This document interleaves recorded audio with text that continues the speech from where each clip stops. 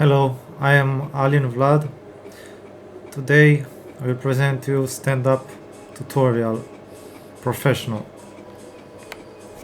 I am Alin Vlad, Oracle Certified Java Professional, have 28 years. I'm a teacher, Latino dancer, salsa, bachata, kizomba, bachata sensual. Let's begin. So what it takes you to be a great comic is a combination of talent and craft. You have to pay attention to your ideas so that others will pay too. Your life is a joke, and that's the good news. Wake up and smell the comedy around you. Great work of art don't come from divine inspiration, but from ordinary day-to-day activities and observations. In your relationships, your breakups, your dilemmas. Okay. When I ranted about all the humiliations of my life, the loss got bigger. Because the truth is funny. It shows up even when your luggage doesn't. All you need is your sense of humor. But now let's make sure you have one. When you get angry, do you get funny? Would you tell people your most embarrassing moments and inadequacies if you could get a laugh? Do you notice the quirks of life that other people miss? Do you study the minute details of life? Do you sometimes imagine a future full of improbable things? Like, what if you're born old and grew young? Do you talk back to your television? Do you think you look funny when you're naked? Do you imitate your family behind their backs? Do you have opinions about everything? Do you get accused of exaggerating? Okay. You're as funny as you think. It's not how you currently make your living that makes you a comic, it's how you think.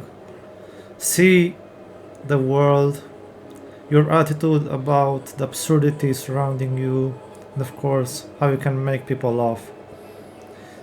Okay. When you imitate your family members behind their backs, you're not being rude, you're doing an act out, a comedy act out. If you're funny when you're angry, you already know how to deliver with attitude. If you have opinions about things, you might have the makings of a hit topic. We funny people are not normal. The normal ones are not the funny ones. We think differently. We funny people are a strange sort. We like laughs, even at our own expense. We think a lot about little things, such as lint or hotel soap. We think slanted out of the box. For example, a lot of people are afraid of heights, not me, I'm afraid of widths. Most people hide their defects. We comics show them to the world. Matter of fact, the more people know how fat we are, how bald, how insecure, the better we feel, as long as we get a laugh. I have low self-esteem. Where we're in bed together with my girlfriend, I will fantasize that I was someone else. We love to expose stupidity. Please, if you ever see me getting beaten up by the police, please put your video camera down and help me. Being a comic or comedy writer is not for normal people. It's a way of looking not only at your life, but also at your dreams. If you are a comic, you probably even dream funny. It's a discipline, paying attention to ideas that come all the times, even during sex. Hold it right there, honey. I've got to write this idea down. It's about living in the funny zone 24 hours a day. Watching life, having opinions, recording them, and flashing them into a finished piece. We all have funny ideas, but you have to start paying attention and writing those ideas down. Okay? The more pages you have, the more ideas you have, the more likely you are to hit on something truly inventive. It's a number games. Like, the more darts you throw, the more likely you are to hit something. The more people you date, you get the idea. Studying what makes you and others laugh is a great starting point for understanding comedy. Sometimes it's someone's attitude, the way they say something, the combination of different point of views, an argument, or simple stupidity. Okay, your love getting comment could be a spontaneous remark you made while at your therapist's office, at a party, at the office, or at a dinner table. Okay, you might have noticed that when you are getting laughs, there is something that you are doing differently. that is making you funny. It's important to know what that something is. For example, if you got a laugh while telling a friend a painful story about something that happened to you, did you exaggerate the humiliation? Did you make up things that didn't really happen? Did you make yourself more of a victim? Okay, look over your list about feelings you get from making other people laugh. For example, are you alive? Are you feeling alive? Are you feeling present, playful, angry, imaginative, and energized? If so, then you know what's to be in the funny zone. Those are the feelings you might have where you are in the funny zone. Matter of fact, the more hardball your story is that you're telling, the more everyone laughs. Okay? You ride it, you get a feel for controlling the laughs, exaggerating just the right amount, acting out your date, adding the perfect amount of sarcasm. You are in the zone. Okay? Have you ever had a fight with someone that turned funny? There you are both yelling at each other when suddenly you take a turn into the funny zone. Still angry but funny. Looking in the mirror, you notice that you've gained weight, but instead of calling yourself a worthless tube of lard, you start playing with your boggling midriff and start seeing some advantages of being fat. You have leaped into the zone. Okay? When students bring in material that they carefully plotted out on their computers, it can be clever and smart, but sound too literally and contrived to get laughs. The best way to write killer material, that kind that will rock a room and threaten to create hernias from laughing too hard, is to capture and expand on spontaneous moments. That means that you want to create material when you are in the funny zone, and almost never create material alone or sitting down. If comedy scares you, then congratulations, you get it. Comedy is scary. Comedy can be violent. Some of us have had our creativity so beaten down by others, most likely parents, that we annihilate our own ideas before they can take form. It becomes safer from not doing, not trying, not taking the risk of being wrong. You become another person. Actually, people who are self-confident and even saintly aren't the funniest people in the world. You might notice that there are not many spiritual gurus that have achieved cosmic consciousness hanging around open mic nights at comedy clubs. Also, insecurity is funny. For example, someone is at his funniest when he's most neurotic. What about fear? Call a friend and tell him or her your realistic fears. Fear loses a lot of power when it's out in the open. Plus, you might also get a few laughs. Some of the best material comes from our burst of honesty. A good comedy session is like a hot game of tennis. You want to play with someone who is going to return your ideas and maybe even put a new spin on them. It's not always the person with the most talent who succeeds, it's the one with the most endurance. Being successful in comedy means making a commitment to your creative process. Being a comic, it's not about being nice or polite. It's about being funny. Be authentic with your point of view and explore topics that you really care about. Funny is all around you. Keep your minds open. Write down all the weirdness, stupidity, and oddness you see. Stand-up is the most condensed form of comedy because it's all about making an audience laugh. A joke has a setup, a turn, and a tag. A sitcom has an act 1, a turn, and a resolve. Setup. This is where you establish expectations. You give the audience context. You quietly tell them how the world works. In comedy, you point them toward an assumption. Turn. This is the pivot. The moment where you break or twist the expectation you just created. For example, with a problem or surprise. Tag. A tag is an extra joke bit that comes after the punchline, using the same twist to get another laugh. Sometimes a joke becomes the premise for a sitcom, then gets made into a movie. But it's not just important to know how to write jokes, it's vital to get up and perform jokes. Since most jokes end up being spoken rather than read, it's necessary for comedy writers to get a direct experience of performing their material. That means your material has to dazzle an audience in a very short period of time. Now, the structure of a stand-up joke is simple. First part, the serious part. It's attitude plus topic plus premise equals setup. The second part, the funny one, is plus act out plus mix plus act out. Attitude. It's your emotional stance. For example, annoyed, proud, terrified, smug, etc. Why it matters? It gives the audience a lens. The same topic feels new if your feeling is specific. Topic. This is the subject area. For example, dating apps, self-checkout parents, gym bros. Why it matters is the handle the audience grabs first. Premise. Your point of view on something. Act out. Briefly, you become the character, or an object, a voice, or an inner monologue. It's show, don't tell. Become that person. Mix, the twist. Collide your premise with something unexpected. First part. Attitude plus topic plus premise, the setup part, serious one. The setup is not the funny part of a joke, but is the most important part. Be serious and unfunny. All setups need to sound authentic and plausible.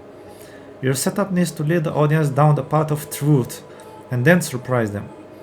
Many comics agree that the setup is more important than the funny part because this is where the audience decides if they like you or not. If your setup seems jokey, not serious, it can turn the audience off. So be serious in the setup. If you can't get the audience interest at the beginning of a joke, they're not going to be there at the end of the joke. Audiences make up their minds very quickly, so on every joke it's important to first capture their attention, then make the laugh. Setups are usually very serious and authentic, meaning that they have a ring of truth and honesty.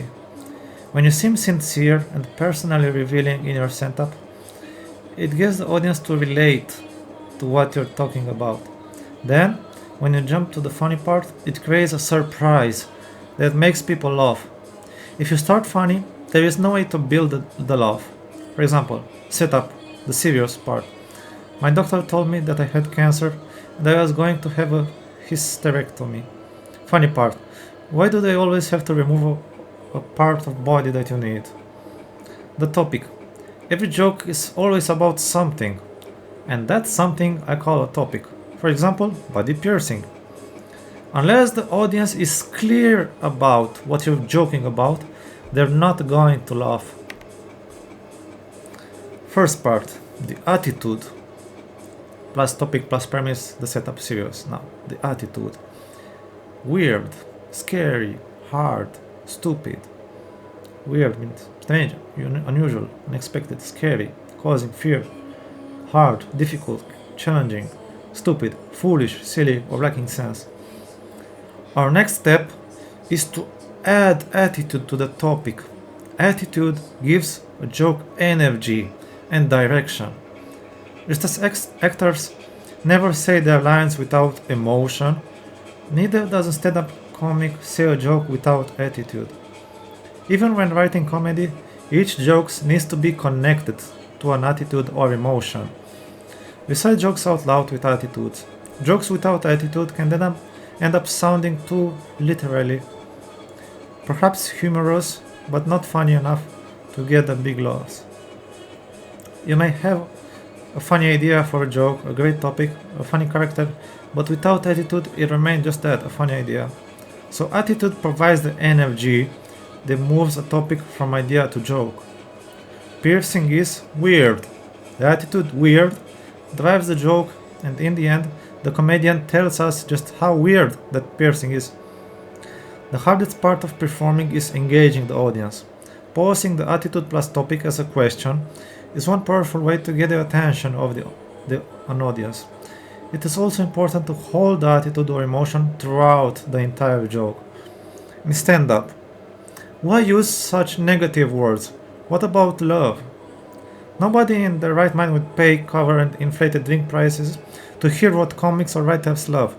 People tune in to hear someone say all the stuff that most people are too polite or scared to talk about. The things that scare them, that are stupid, and so on. Professional comics always use attitude, even if they don't actually say the attitude word itself. Usually, the attitude is implied. What is going on with the president? The attitude implied is that what is going on with the president is something stupid.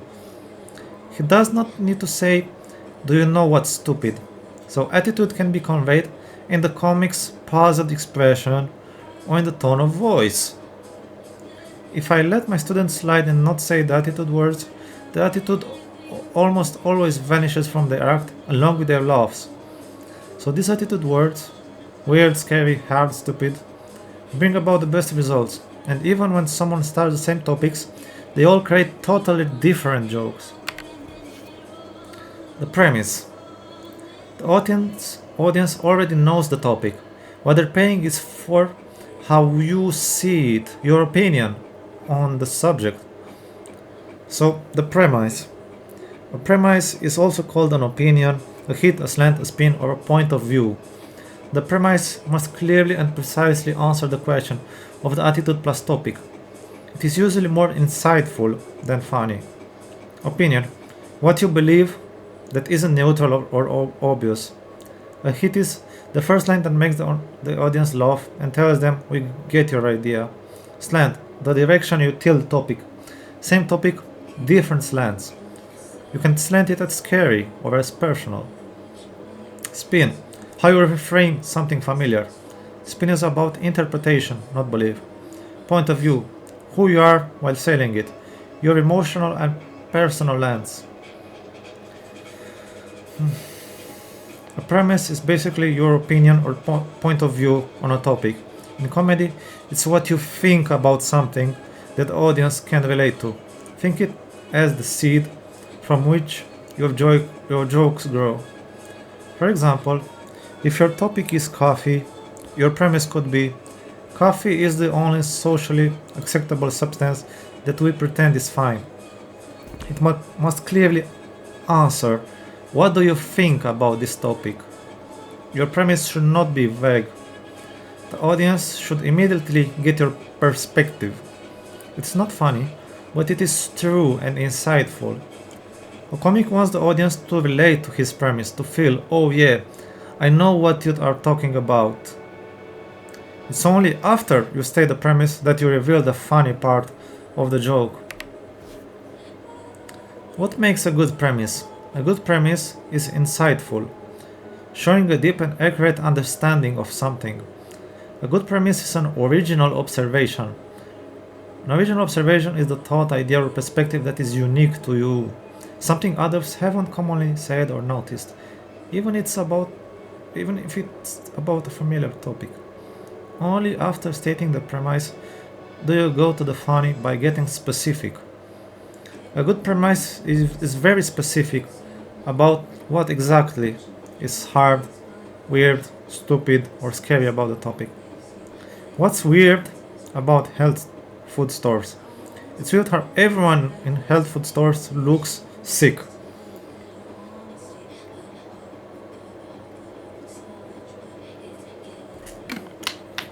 Be specific, not general. Get specific because the funny is in the details. What's hard about relationships is men are weird. This is too general, or women are weird. It's too general, be specific. A premise should answer the attitude plus topic question. A hack premise is one that's been done to death. A good premise is one that is true. A good premise is one that tries to be genuine, rather than, what's weird about X is that they make a fart. This is stupid and heck. Even when writing sitcoms, many funny scripts are rejected because they sound too jokey and aren't authentic to the characters. Funny lines, but no human talks like that in real life. So when writing or performing, If your setup seems jokey, it can turn the audience off. A good premise is insight about others rather than about you. For example, isn't it weird how my girlfriend doesn't want to have sex? What do I care? I don't even know your girlfriend. Chances that if you're using the words I, me, or my in the premise, it's too self absorbed and won't interest the audience. Start general and then get to something specific about yourself. Once the audience is interested, you can bring in specific personal elements. But don't make it a story about you. Comedy writing is an intensive investigation into what it means to be a human being, not what it means to be you. So each situational comedy can be reduced to a single line premise. Good premise is one that gives an insight about what happened instead of describes something that happened, the story.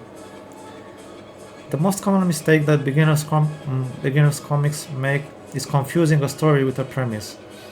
Stories don't work in stand-up because they take too long to tell. Wrong way. Do you know what's weird about relationships? I was dating this girl and she dumped me. I've been really lonely. I don't know how to cook or do the bills and I'm really desperate. I want to find someone new. Blah blah blah. I've been going out. Girls don't like me. It's too long. Stories are too long and boring. When the setup poses a question, do you know what's weird about relationships? The next sentence must answer it. Right way. Do you know what's weird about relationships?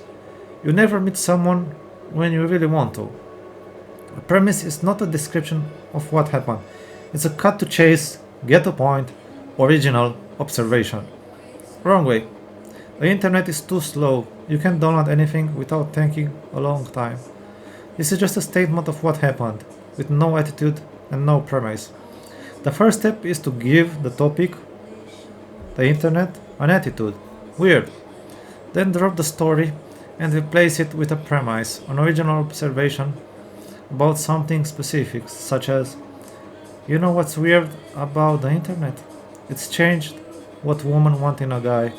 Women are right men by who's got the fastest internet connection. Fresh observations are easy to make funny. If the audience hasn't heard the observation before, they're already halfway to laughing.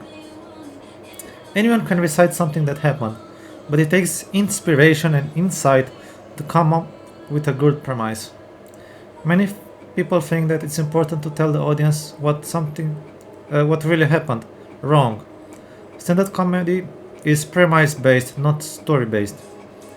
Students who are obsessed with having to tell stories usually get no response and end up with, well, I guess you had to be there, as the punchline.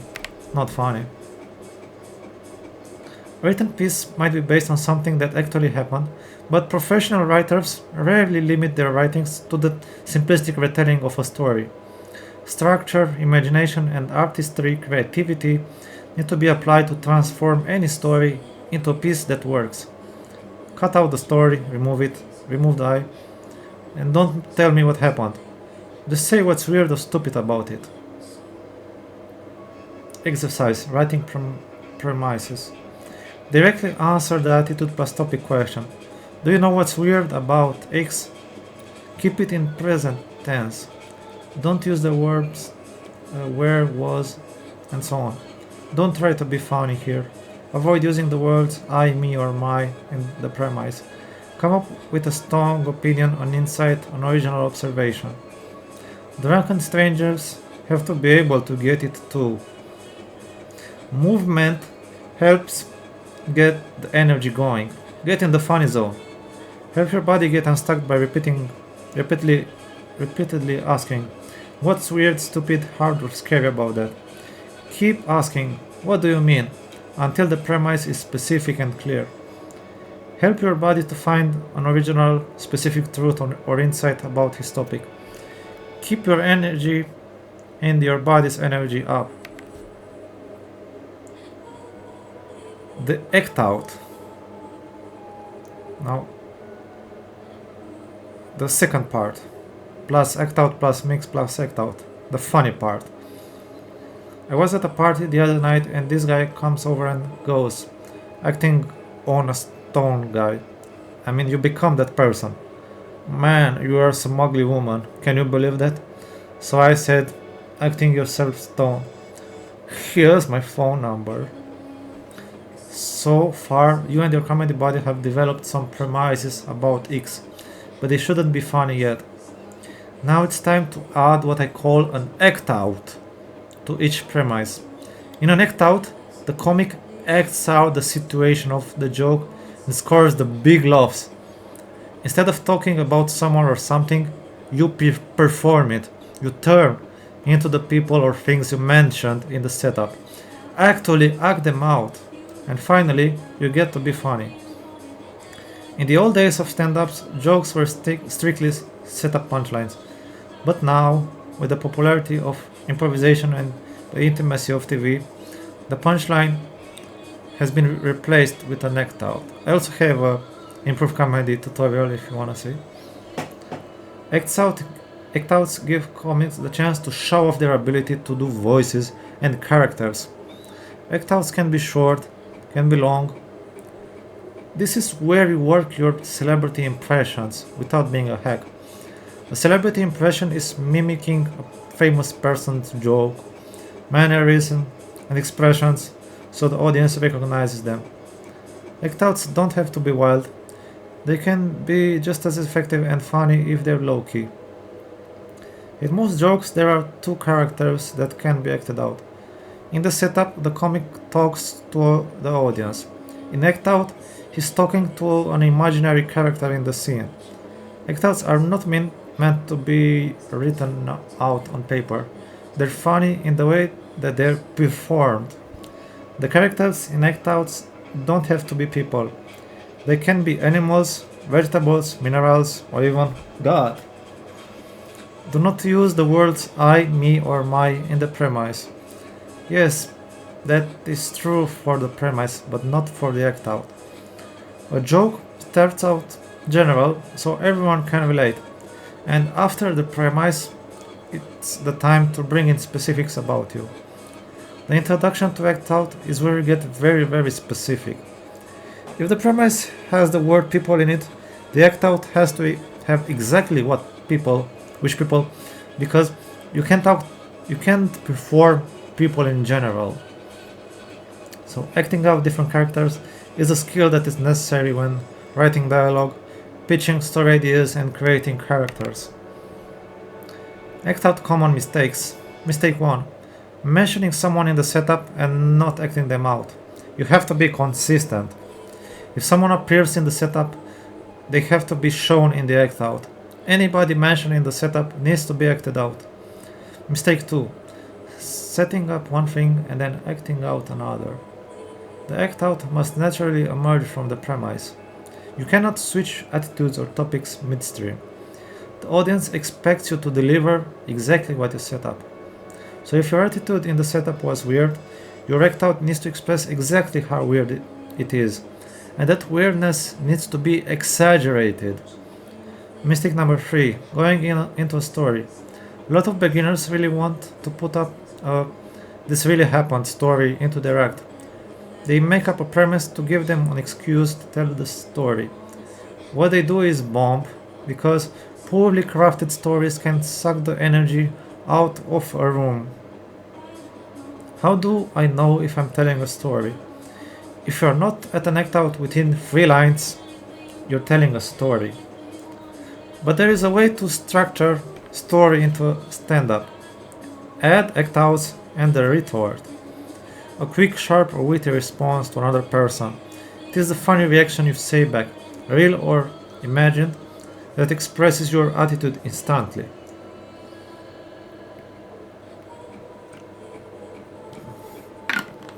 A retort is your quick, witty comeback to what just happened. Is the punchline or your side of the exchange. When adding an act out to a joke, the rule of thumb is that first someone says something, then the other person, usually you, responds with a snappy, unexpected retort. Break the story into mini scenes that the audience can see or hear. Act outs put the audience in the moment. You perform the characters, voices, facial expressions. You can also use audience alignment. Can you believe that? Small rhetorical question to get the audience emotionally on your side. Mini connection before the punch.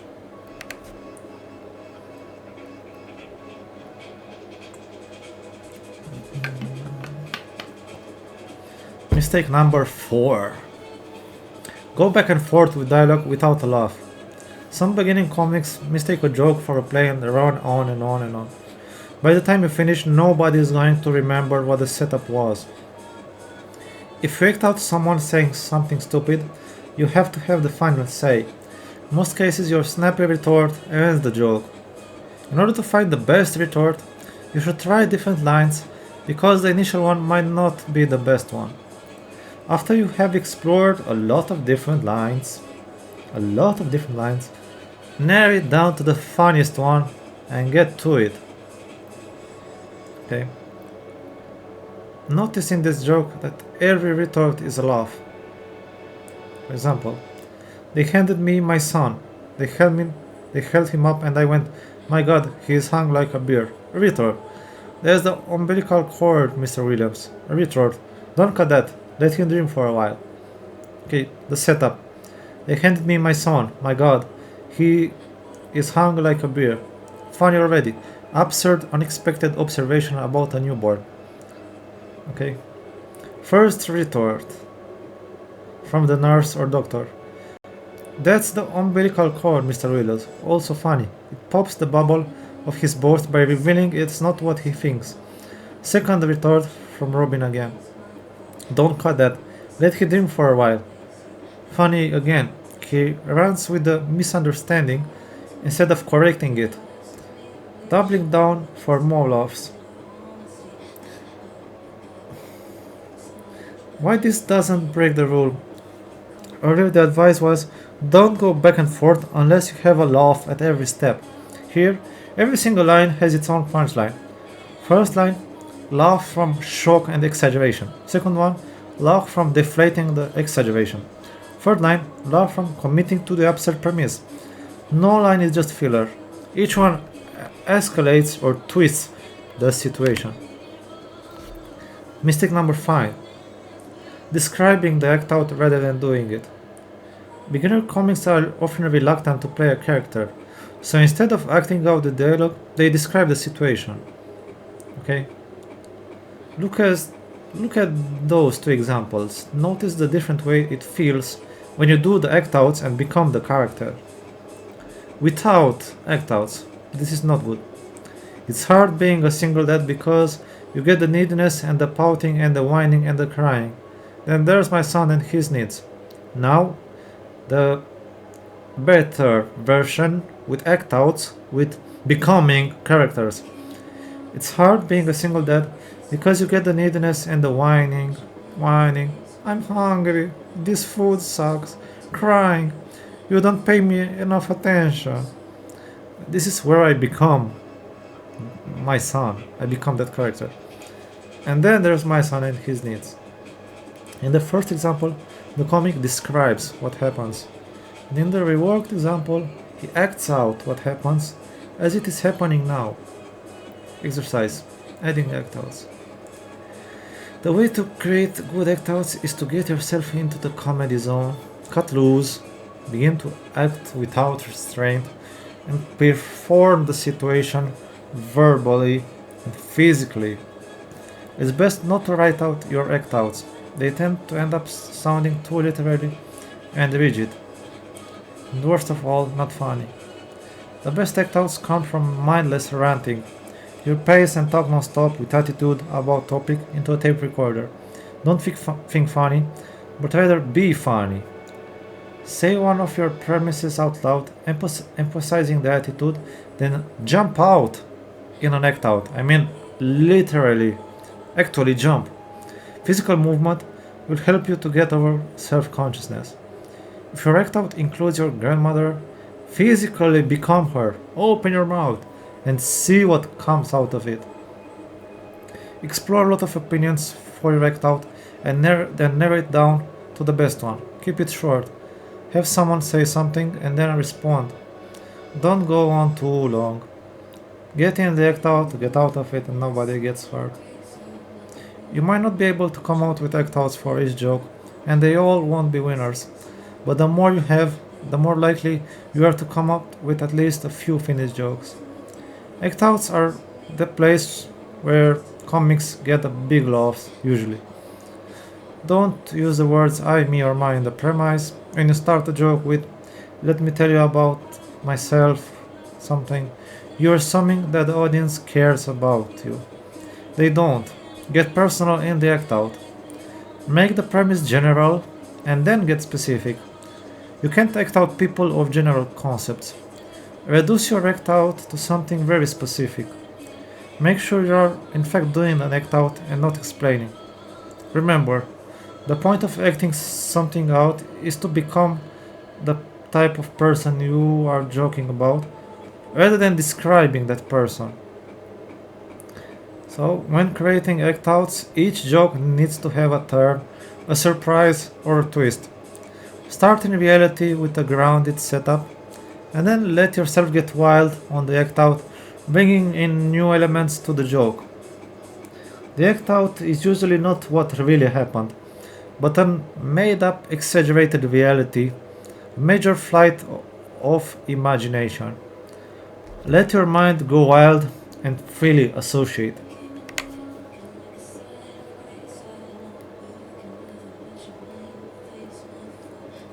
The mix. Comic structure, the mix. Not all jokes have mixes, but it's a great way to sponge a couple more laughs out of the setup. Good mix is where a comic connects two elements that people don't associate with each other. The laugh comes from the way the comic connects them. Mixes generally start with can you imagine if or what if, and are almost always followed by another act out. For example, mix in. Can you imagine this guy as a preschool teacher? And do a second act out. Wrong way. 911 operator who is concerned. Right way. A 911 operator who is self-obsessed. These mixes are surprises. So, you're being held at a gunpoint, and you think you got problems? You. It's always about you. Most amateur comics think that the way to be different, unique, or creative is to pick a weird or shocking topic.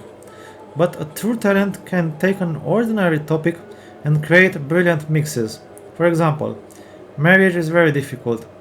Marriage is like a 5,000 piece jigsaw puzzle, all sky. Mixes are necessary ingredients for all forms of comedy.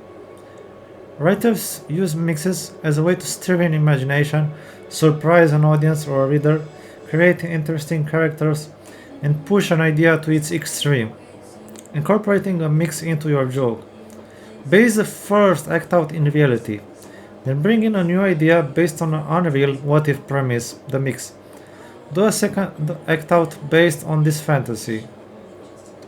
Keep the attitude going through the mix. If it's scary in the setup, in the act out you'll need to act scared. Look over your jokes to see which ones invite mixes. Get up and asking, what if? What if grandma got very drunk at her bingo game? Then act out the mix. Most comedy isn't meant to be read, it's meant to be performed. The laughs are in the execution of the act out. Look over your jokes and add mixes to some of them. One way to do this is to use comparisons. In comparison jokes, notice how the setup and the payoff are all in the same rhythm and the same length. Another way to do a mix is to change the environment in the mix. For instance, if the topic is your self-absorbed mother, put her in a different occupation. You can compare the past to the present. You can compare any two things. President and your grandfather. Find new situations to put these characters into and act out the scene. In the joke, you have to establish them by acting out before doing the mix. The topics you are going to joke about needs to be based on personal things that are near and dear to you. This is your starting point. You're then going to be guided to craft these topics into the joke format, not story format, and get imaginative. Hardest part is not to settle for doing material that has already been extensively done by other comics. Okay? Your main goal as a creative funny person should be to create material that comes from who you are as an individual, your persona. It's time to move on to more personal topics. It's time to find your own authentic signature topics. Topics that aren't hack. Creativity is not about picking funny topics. It's about making ordinary topics funny. Bad, heck, is choosing this is something that I think it will be funny topics rather than this is something that really scares me. Topics like farting, blah blah blah, grow up. Topics that have already been done to death, that everybody already knows. If you know the punchline to a joke before the comic says it, chances are the material is heck bad. What are authentic topics? To connect with an audience, comics and comedy writers need to find those topics that are truly and that they, or I, or you, truly and deeply care and are passionate about, and that other people can also relate to. Those topics become my authentic topics or yours. For stand up comics, these topics form the core of their act and shape their persona. For writers, these topics form a point of view and shape their voice. To do great writing, acting, and stand up, reveal the things that you are most afraid to reveal to other people, and ultimately, probably most afraid to reveal to yourself. It makes you incredibly vulnerable, it makes people want to lean in and listen.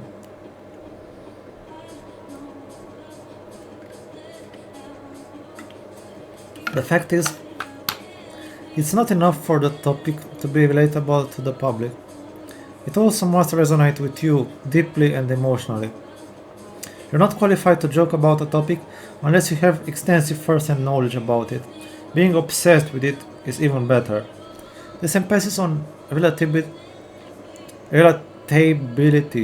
and authenticity applies, to be relatable, applies not only to stand-up comics, but to all comedy writers. Each sitcom episode is based on a topic that must be relatable, and each line a character utters must be authentic to that character's persona. Passion about a topic can't be faked.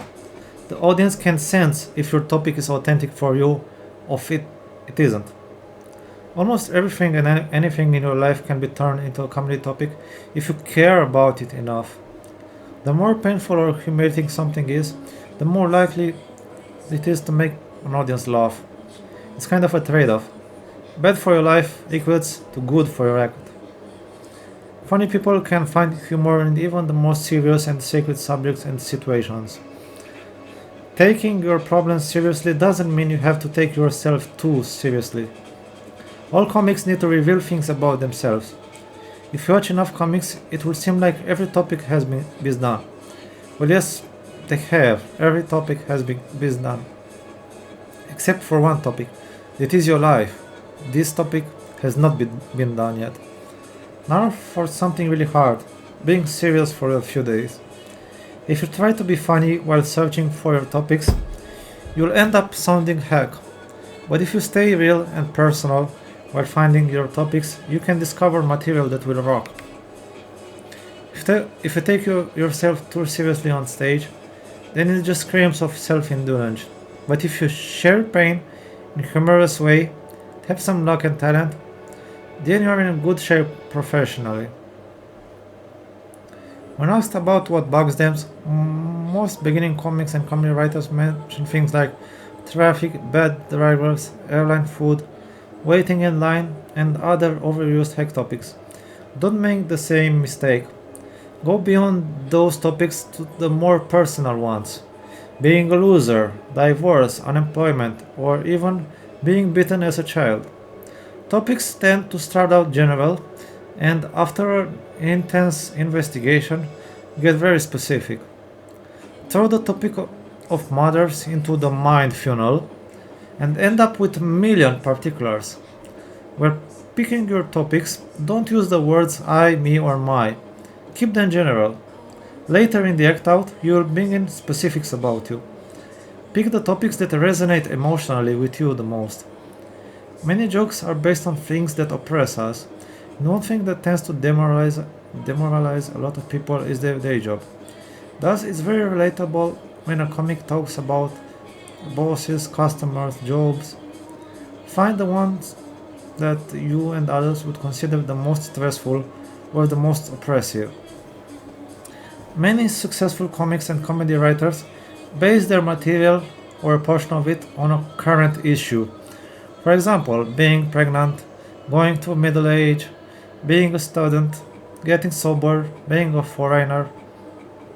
Topics based on a personal issue that is also new universal condition can lead to great jokes and later become the basis for a sitcom and other comedy arts.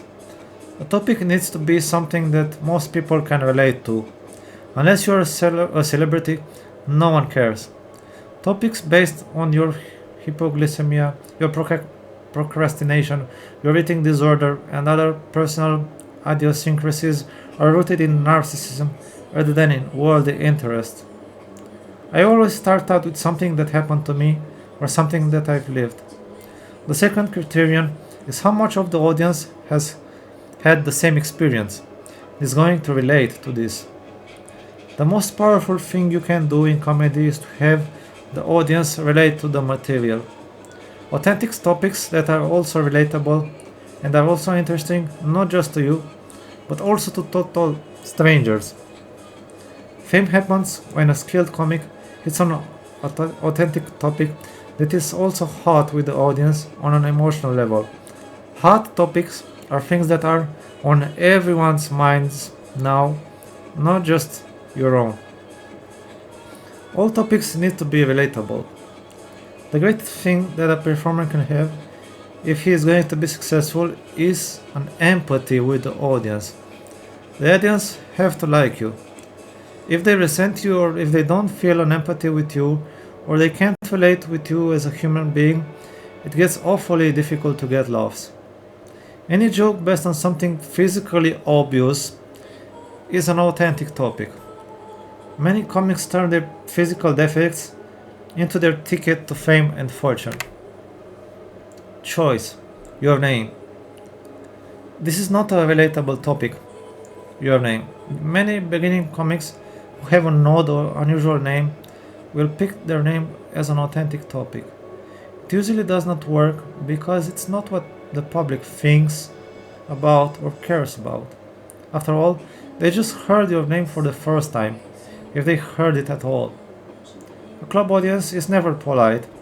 To make an audience of strangers laugh, you need to pick topics that the audience cares about as much as you do. If you're met with a blank stare, then it's not a relatable topic. If someone asked me what I know about their girlfriend or their boyfriend, their flat feet, or being a compulsive vomiter, I'd say nothing or I don't care. But if they ask me what I know about failed relationships, being sick, dominating fathers, wimpy mothers, growing up poor, I'd say a lot. Not because they are my topics, but because they are topics that almost anyone can talk about. And in some regards, this is what stand up is, a conversation with an audience. Remember, the audience must care about what you're talking about in order to laugh about it. After spending your day reality checking your topics, find the winners and cross out the ones that didn't elicit any enthusiasm. If you can't come up with any premises for one of your body's topics or vice versa, chances are that it's not a relatable topic. Maybe the topic is too story based. Keep away from stories. If so then I is in your joke, you have left the world of stand up. Also stay in present. Use I am rather than I was. Stand up is not about what happened. It's insights about the important and the relatable topics in your life. Now, the order of your jokes. To figure out the order of your jokes, think of it Think of your act as a first date with someone. The audience wants to like you. I mean, you want your audience to like you. You don't talk about X on a first date if you want a second date. The idea is to start with topics that are the most immediate and obvious, such as the way you look and sound, something that just happened, or something that's on everyone's mind, and end up with more personal topics. Always put anything about sex at the end of your act. By then, the audience should know you better and is more drunk. You don't want your audience peaking too soon. Stand up is all about building momentum. Don't use your strongest jokes too early in the set. So, if you use this structure, your topic chunks should be arranged like this: special challenge, current issue, childhood, job, love, relationship. Love. How do I get from one topic to the next? Just do it. Being off the wall is a good thing.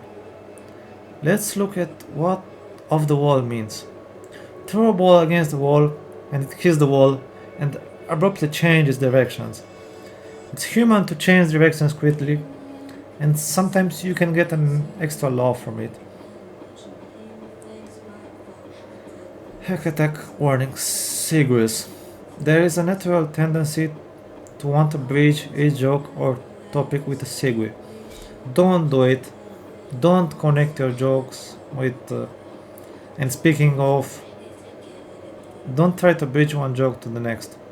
Don't say after one joke, that reminds me of. There is no need for anything in between jokes. If a sentence is not part of a joke, then it's part of a problem. If you feel the need to use words in between jokes, then use an attitude word to seg. And you know what else is stupid? Insert new topic. Another thing that is weird is insert new topic. Arrange your set list. Put an attitude word next to each cue to remind yourself to plug in the emotion.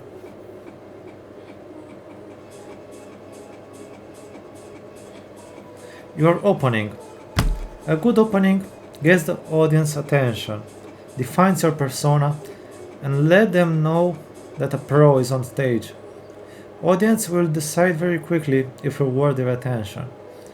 That's why the first 30 seconds of your act, the first 3 pages of your script, the first paragraph of your essay has to rock. Take command as you walk on stage. Your attitude should say, "This is my show." Opening tips. Start with the obvious. As I mentioned before, if there is anything really obvious about you, joke about it right up front. The audience is already thinking about it, so get on their wavelength. The idea is to joke about yourself before the audience does. The first word, the first sentence, is one of the most important things you're gonna do. I found that I must joke about something that they can look at or relate to. Comics make fun of themselves, so it gives them permission to make fun of the audience. If you're fat, you do fat jokes. Also, make sure that this obvious aspect of yourself is clearly visible. That means jokes about your big feet are out. Open with something that is obvious about the room. Okay?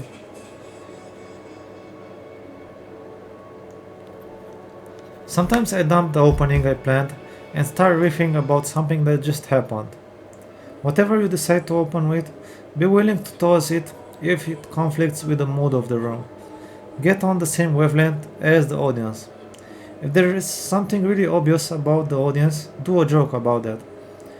Get to your first joke in a natural way. Audiences take time to warm up to someone.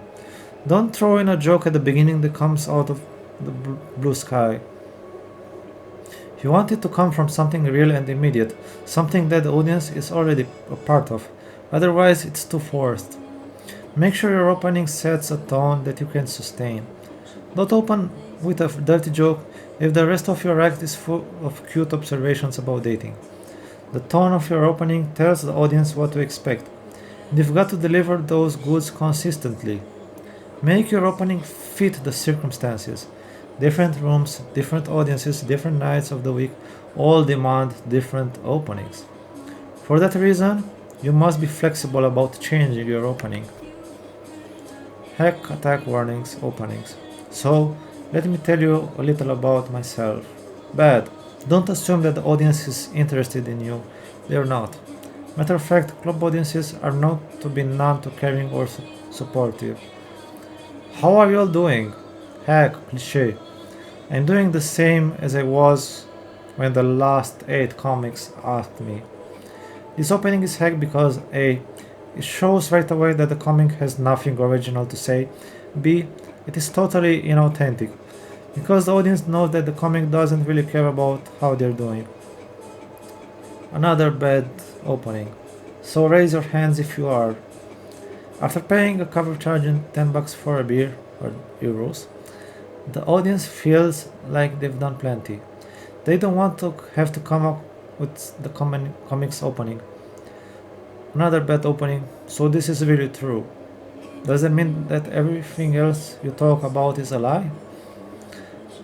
I know what you are thinking. Bad opening. Yes, it worked for the first 200 comics, but it's been done to death now and has become an opening cliche. Calling the moment. Calling the moment is a skill that takes many years of performing to do.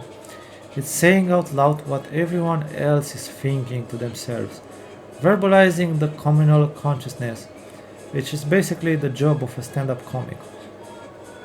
An audience will judge very quickly whether you are an original comic, it's something fresh to say, or heck. So even when your jokes are rehearsed, they have to sound spontaneous to sound real. Okay. Although the audience we will be performing has left their TV remote controls at home, they still have a channel surfing mindset. You've got to get to the funny, the act out, in just a few lines before the audience mentally changes channels. Write out your jokes, then underline the funny part. If there are more than 3 lines before the funny part, you're taking too long to get there. Bottom line, if it's not part of the joke, it's part of the problem. Practice by fixing this joke, taking out all extra words, and finding a way to get to act out as quickly as possible. Make sure all your jokes are in the present tense, I am, instead of I was. Check again with a critical eye that all your premises make sense to a group of strangers. Cross out all the premises that relate only to you and your little world. Make sure every joke has one and only one attitude. Don't switch attitudes in mid-joke. Toss any jokes that have no attitude. Cross out any jokes that are illogical. Break up jokes that have more than one topic per joke. In the setup, the audience needs to know what the joke is about. Separate each topic into separate setups. You can have great jokes and still have a bad act.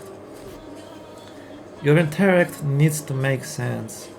Otherwise, you'll have a comedy disconnect.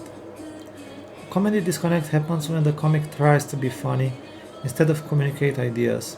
Reality is sacrificed in a desperate attempt to get laughs at all costs. For example, the comic starts out talking about how he can't meet any woman, and then later on jokes about how hard is being in a relationship. Huh? You have to be sincere and talk about what's real for you. Don't be sexy and then talk about how you're not getting dates. Or, if you seem smart, don't talk about nonsense. Never sacrifice a character's reality for the sake of a laugh. It creates a comedy disconnect. Cut the jokes that will make the audience turn on you. This is a comic's worst nightmare, being despised by everyone in the room. Okay? A comic is making very good jokes, is killing, and then there's that one hostile joke, then the audience turns, and no matter what the comic does, you cannot bring them back. This applies to stand-up comics and comedy writers. One offensive joke in your writer's sample package can be the rotten apple that spoils the entire package. Joke fairly. Audiences generally turn if they feel that a joke is unfair. Audiences have a communal sense of fair play. They will laugh at whoever you are trashing as long as they feel that it is deserved. They will turn on you if you are not fair. Okay? The number one rule about trashing something or someone is that you need to prove in your setup that they deserve it. Right way. My wife ran off with my best friend. How could I be so stupid? I should have known. This is about me. Why is this the right way?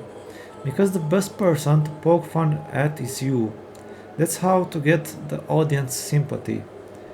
Make your premises reflect the ultimate insight that the reason your life is screwed up is that you are the one who screwed it up.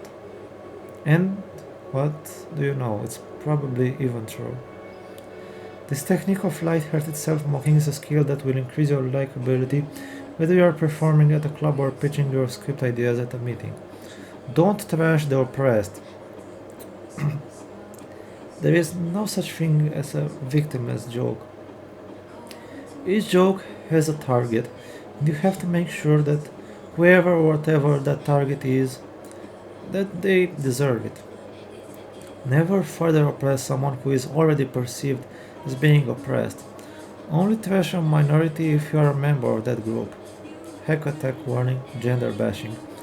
If you think that the problem with your relationships is that the gender you date is flawed, this is bad, this is hack. Take some personal responsibility and stop gender bashing. Underneath hostility is fear. Try this. Change I hate to man or woman scare me. Scare. It will make a huge improvement in your work. Take the jokes that make fun of other people or groups and rework them so that you are the butt of the joke instead. If you do decide to trash someone, make sure you're justified doing it and that the audience will agree.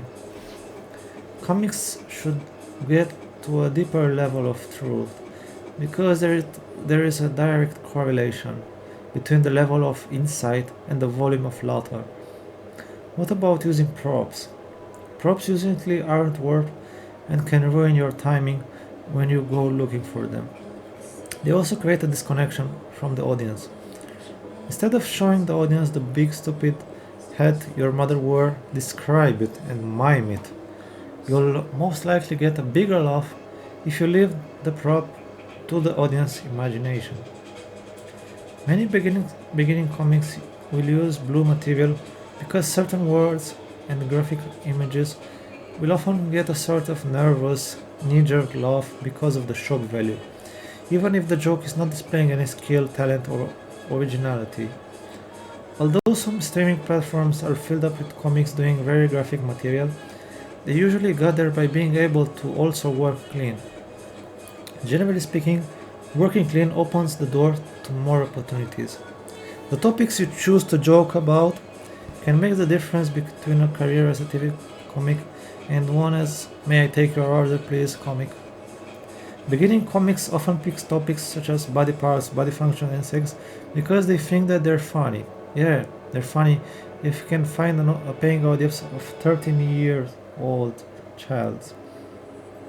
So, many talented comics get passed over for jobs because all their jokes are X-rated.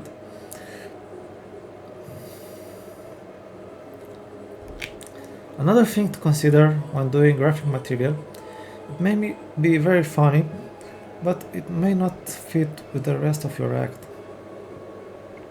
You get a big laugh, but you can't get another one after that.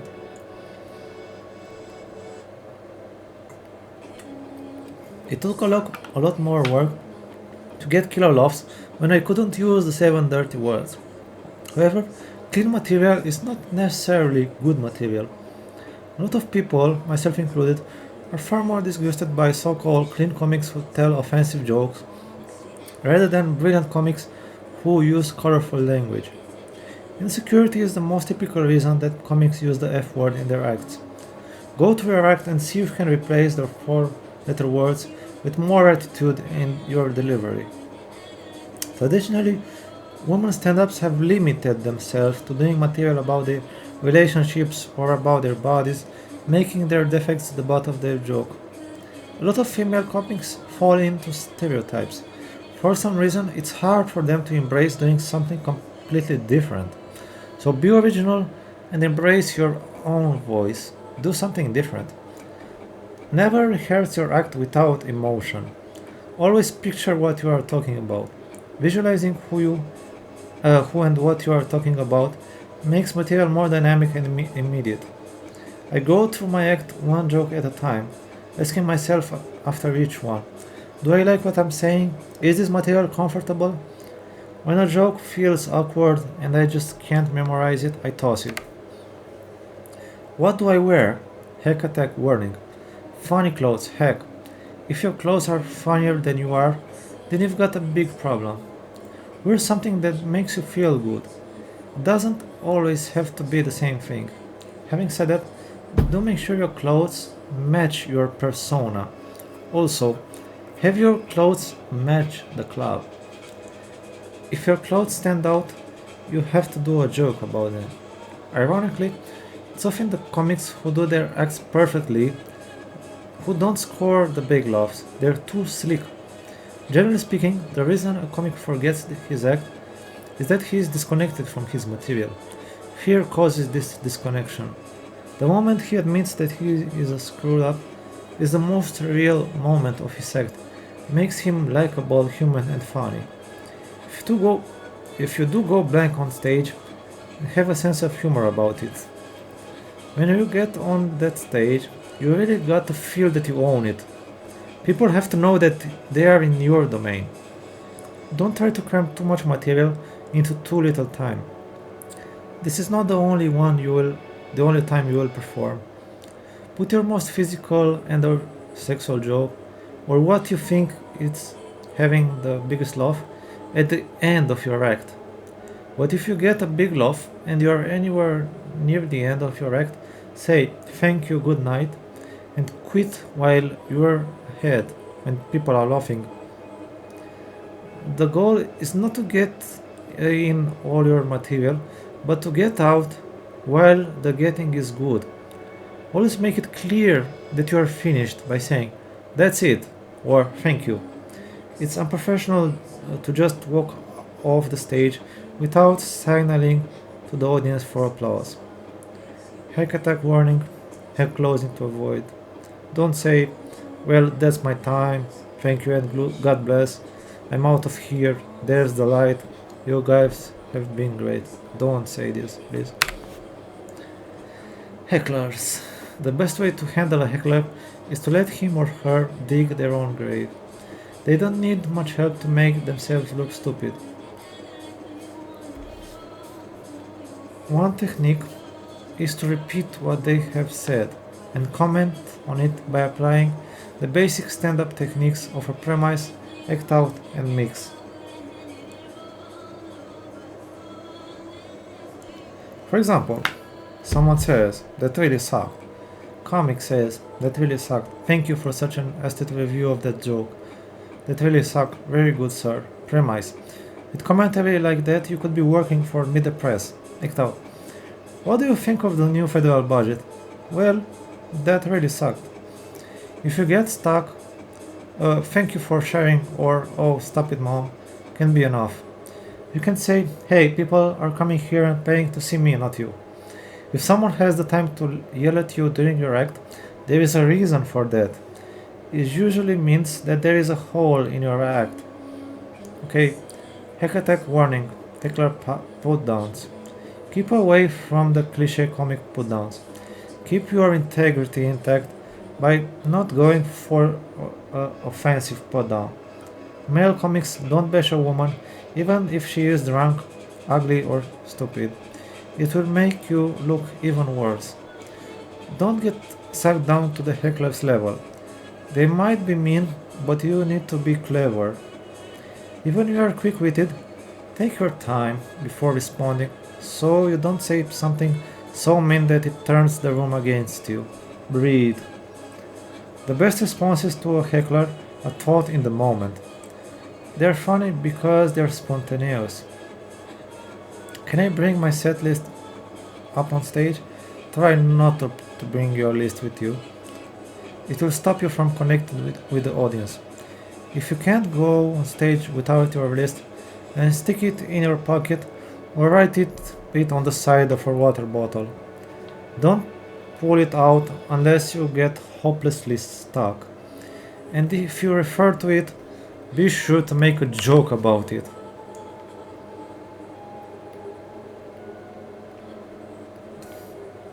Do I need to watch the comic that's on before me? Yes, because you have to make sure that they're not doing any of your jokes. Nothing is more embarrassing than to see a comic hit on a topic that's just been done and done and done. Do something new. No matter how great your take on it is, the audience is tired of the subject and you're setting up yourself for comparison. What do I look for when checking out the room? Check for burnt out topics. If the past three comics all joked about the same current event topic and you're planning on opening with that, do yourself a favor and drop it. The audience is probably burnt out on that topic. Should I riff off the comic before me? Yes, as long as you don't say anything derogatory about their act or their talent. Riffing off their topics, clothes, or anything that happened is a bonding experience. Dissing your brothers and sisters, however, is stupid. It's okay to be nervous. As a matter of fact, having an edge is absolutely essential if you're going to be funny. That nervousness will translate into excitement when you hit the stage. Instead of trying to stop yourself from being nervous, change your attitude about it. Being nervous can be funny, while being calm, together, confident, and perfect can be a bore. Nervous people, funny. The Pope, not funny. If you have to ask, keep the mic in the stand. This will keep you from pacing, which can make you look nervous. Not good if you are being videotaped. It also frees up both your hands to gesture during the act outs. Whether you bombed or killed at your open mic, reviewing and reworking your act is absolutely essential. Doing stand up well requires constantly reworking jokes. One word can sometimes make the difference. Professional comics want to know why a joke didn't work and how to fix it. They're willing to expend the time and energy necessary to perfect their craft and solve the problem. Pros don't take bad jokes all that personally. It's about the material. Exercise. Complete this list, adding 10 of your own scenarios. Crash. The waitress drops a drink tray. It's really hot in the tub. In the club, sorry. Your fly is open. The MC mispronounced your name. Nobody laughs at your jokes. The microphone breaks. No one in the front row speaks English. A waitress stands right in front of you. A woman drops her purse and all the coins fall out. Someone gets a call on a cell phone. Try to make some jokes on this. For example, comedy body. It's really hot in the club. Comic. Isn't it great to have a comedy show and a sauna? Eliminate stories. Funny story about your breakup? It's not funny in stand-up. Although the topic's relationship breakups is a good topic, a story about it most likely won't work in a club setting. One problem beginning comedy writers sometimes have is telling stories about their families instead of molding their family stories into premises that others can relate to. Okay. If your material is dependent on an audience having to spend Thanksgiving dinner with you to understand your jokes, keep your day job. Joke writing is topic based, not story based. Stories can be converted into stand up topics if you're willing to throw away the plot of the story, what really happened, and concentrate on finding the premise, the point of the spiel. Jokes need to be concentrated. Audiences don't care about what really happened in your life. They want you to get to the point, and the stories take too long to get there. Creating comedy is sometimes a matter of inspiration, but mostly it's a matter of perspiration, in the form of constantly creating new material. And one good source of new material is current events. Current event jokes are about the topics that are in the communal consciousness: movies, politics, celebrities, trends, events. A joke has a better chance of working if it's about a topic that's already on people's mind, rather than one that they have to be reminded of. So, popular topics equal higher ratings. Popular guests raise those all important ratings points too, including many comics. And comics who joke about topics that people care about and can relate to have a much better chance of getting on TV show than those who don't. All comedy writers need to have their finger on the pulse of the culture. As part of your ongoing homework, you must read an assortment of the newspapers, magazines, watch TV, go to movies, and eavesdrop. Did the joke have attitude? Remember, no attitude means no laugh. Did the attitude continue through the whole joke? Jokes without consistent, continuous attitude are usually stories, not jokes, and should be tossed. Was the topic relatable? Was there an act out? That's where you get the big laughs. So make sure most of your jokes have them. Was there an element of surprise in the joke? Did it do more than just a funny story? Was there a mix that no one expected? Were your jokes based on stories or on premises? Did you take more than 3 lines to get to the funny part? I hope you don't. Did you pause after the joke, giving time for an audience to get it? I hope you do. Don't pick a current event topic because you think it's funny. Professional comics don't pick a topic based on its humor quotient. They pick a topic because they have an interesting opinion about it. They have a personal experience with it. They have a passionate attitude about it. There is no such thing as a funny topic. There are no funny ideas. It's what you do with an idea that makes it funny. Don't pick weird topics, but instead have unique opinions about ordinary topics. If your topics are funnier than you've got a problem. All these topics must be happening now. They can't reflect last week's news.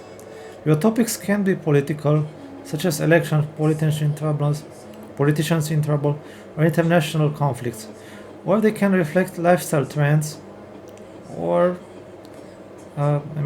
like a new fashion style, latest hot movie or band, but all of them have to be topics that most people have heard about.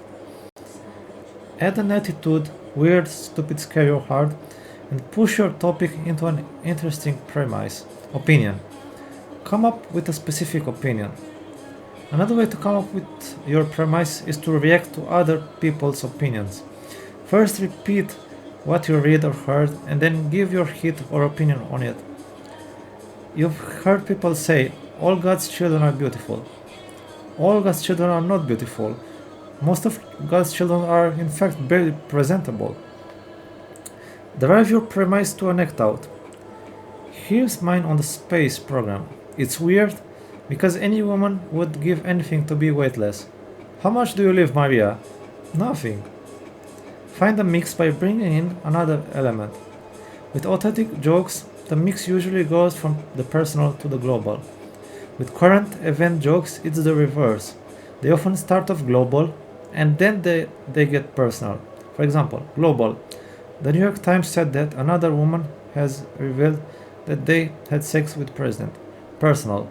I'd never run for president. I'm scared no woman would come forward and say she had sex with me. Current event exercise. Read newspaper. Pick one story from it and break it down into bullet points. For instance, if the story is about the president has been found to have illegal campaign contributions, the bullet list might be when they found out, who is accusing him, where the illegal contributions were from, how the president is responding to it, and take each bullet point, turn it into a premise, and create a payoff. I usually write down the setup but not the act out, because writing the act out seems to diminish the joke's spontaneity.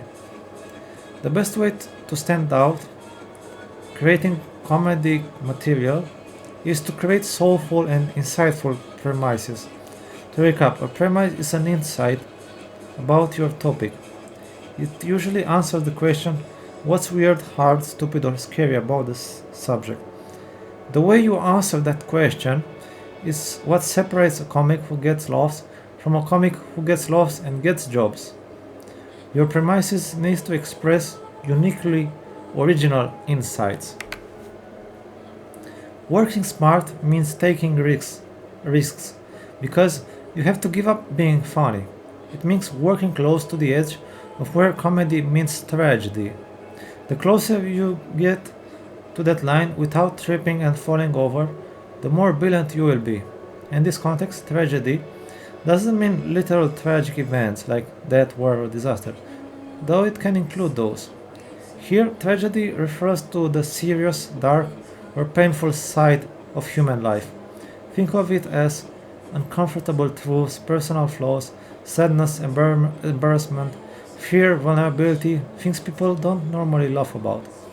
For example, animals have two important functions in today's hectic society: to be delicious and to fit well. I can't get down on animals' rights because I've never met a person who likes people more than they like animals. You know what people are like. I'm going to step over this disgusting homeless person and pet this cute little kitten. The danger of walking this tightrope is that you might bomb. There's no safety net with brilliance, but the best and brightest comics take that risk because they are more committed to their vision and their voice than they are to being liked by the audience. Working smart in comedy means taking creative risks. To be truly brilliant, a comedian can't rely only on safe jokes or simply being funny in a predictable way. The best comedy often lives right on the edge between humor and something deeper or darker, where comedy meets tragedy. Working close to that line is dangerous because you might miss the mark, you might offend, the audience might not laugh. This is the tightrope the passage talks about. If you go too far, you bomb. There's no safety net, no guaranteed success. Why take the risk? Because the greatest comedians care more about their vision, their unique voice, what they truly want to express, than about simply being liked by everyone in the audience. Safe jokes get laughs. Risky, honest, original material gets brilliance. In short, to be a remarkable comedian, you must be willing to risk failure. Brilliance is found at the edge, not in the comfort. Great comedy often touches these real painful areas, but present them in a way that becomes funny. That's the edge between comedy, laughter, and tragedy, truth, pain, seriousness. Sometimes working on what you truly believe in takes you to the bottom before it lifts you to the top. If you want to have a career as a comedy writer or performer, being funny isn't enough. You have to have a unique point of view. Topic runs. People's attention spans are short. It's not easy to find a topic that really engages an audience. So once you do get a topic that clicks, get all the mileage you can out of it with a topic run. This is a chunk of material in which a comic gets a multitude of hits or laughs of one topic by using different premises on the same topic. But there is a secret on how to do it. Topper, topper, topper. In comedy, a topper is a joke that beats the joke right before it. Think of it as an escalation. You don't just add another joke on the same topic. You raise the stakes each time so the laugh stacks instead of flattening out. Each line is on the same topic, bigger, more absurd, more visual than the last, designed to top the previous laugh. For example, the only setup. Fang's mother is so fat that. How can I describe her? Jelly-O with a belt. When she sits down, it takes the whole mess 5 minutes to settle. When she takes off her grindle, her feet disappear. In a bikini, she looked like a beer in a jokestrap. We didn't have a sunken living room until she arrived. Now we have a Persian throwrug. She sat on the cat. Her dress size is junior missile. When she wears a white dress, we show movies on it. She ate my doormat, thought it was a trisket. She puts her makeup on with a roller. She blew her nose downtown. A construction crew broke for lunch. She went on the Scarsdale diet. Ate Scarsdale. A topper in comedy means a second punchline or third or fourth that builds on the first punchline without doing a new setup. So instead of setup, punchline, the topper is setup, punchline, more punchlines that continue the same idea. Each extra punchline is a topper. Once you get the audience fixated on a certain topic, why let them go? You want to be pounding and hammering on a topic and get that momentum going. If you do an act where each joke is a setup, and then a punch, and then another setup on a different topic and punch, and then each of these individual jokes better be really good. They each have to stand on their own, and there are very few comics that can pull that off. To be a master of the topic run, you have to find funny in the smallest detail of the topic. Notice and expand on the smallest details of a subject that most people ignore. Good comics pay attention to the details of life, whether it's a person or an incident or a moment, and then dissect it into microscopic particles. Don't tell a story about X. Instead, break down the topic X into specific premises. Having problems creating a topic run for one of your topics? It could be because your material is too story-based, and you finish telling the audience and after you finish telling the audience what really happened, there is nothing left to say. Or you don't have enough passion or attitude about the topic. The topic can sustain only one funny cheesy gag, which means it's probably not a real topic, or you've hit a creative wall. It's time to cut the actual attitude phase, but keep the attitude in your performance, so you don't sound stilted or unnatural. Take one joke and stop saying the attitude like stupid, hard, weird, strange, while continuing to do the attitude. Suppose your joke starts with, "What's stupid about elections is that all the candidates are lying." Change the opening to, "Oh boy, these elections." Say it in such a way you convey how stupid you think the elections are. Convey the attitude of stupid throughout the entire joke, using your voice, your gestures, your stance.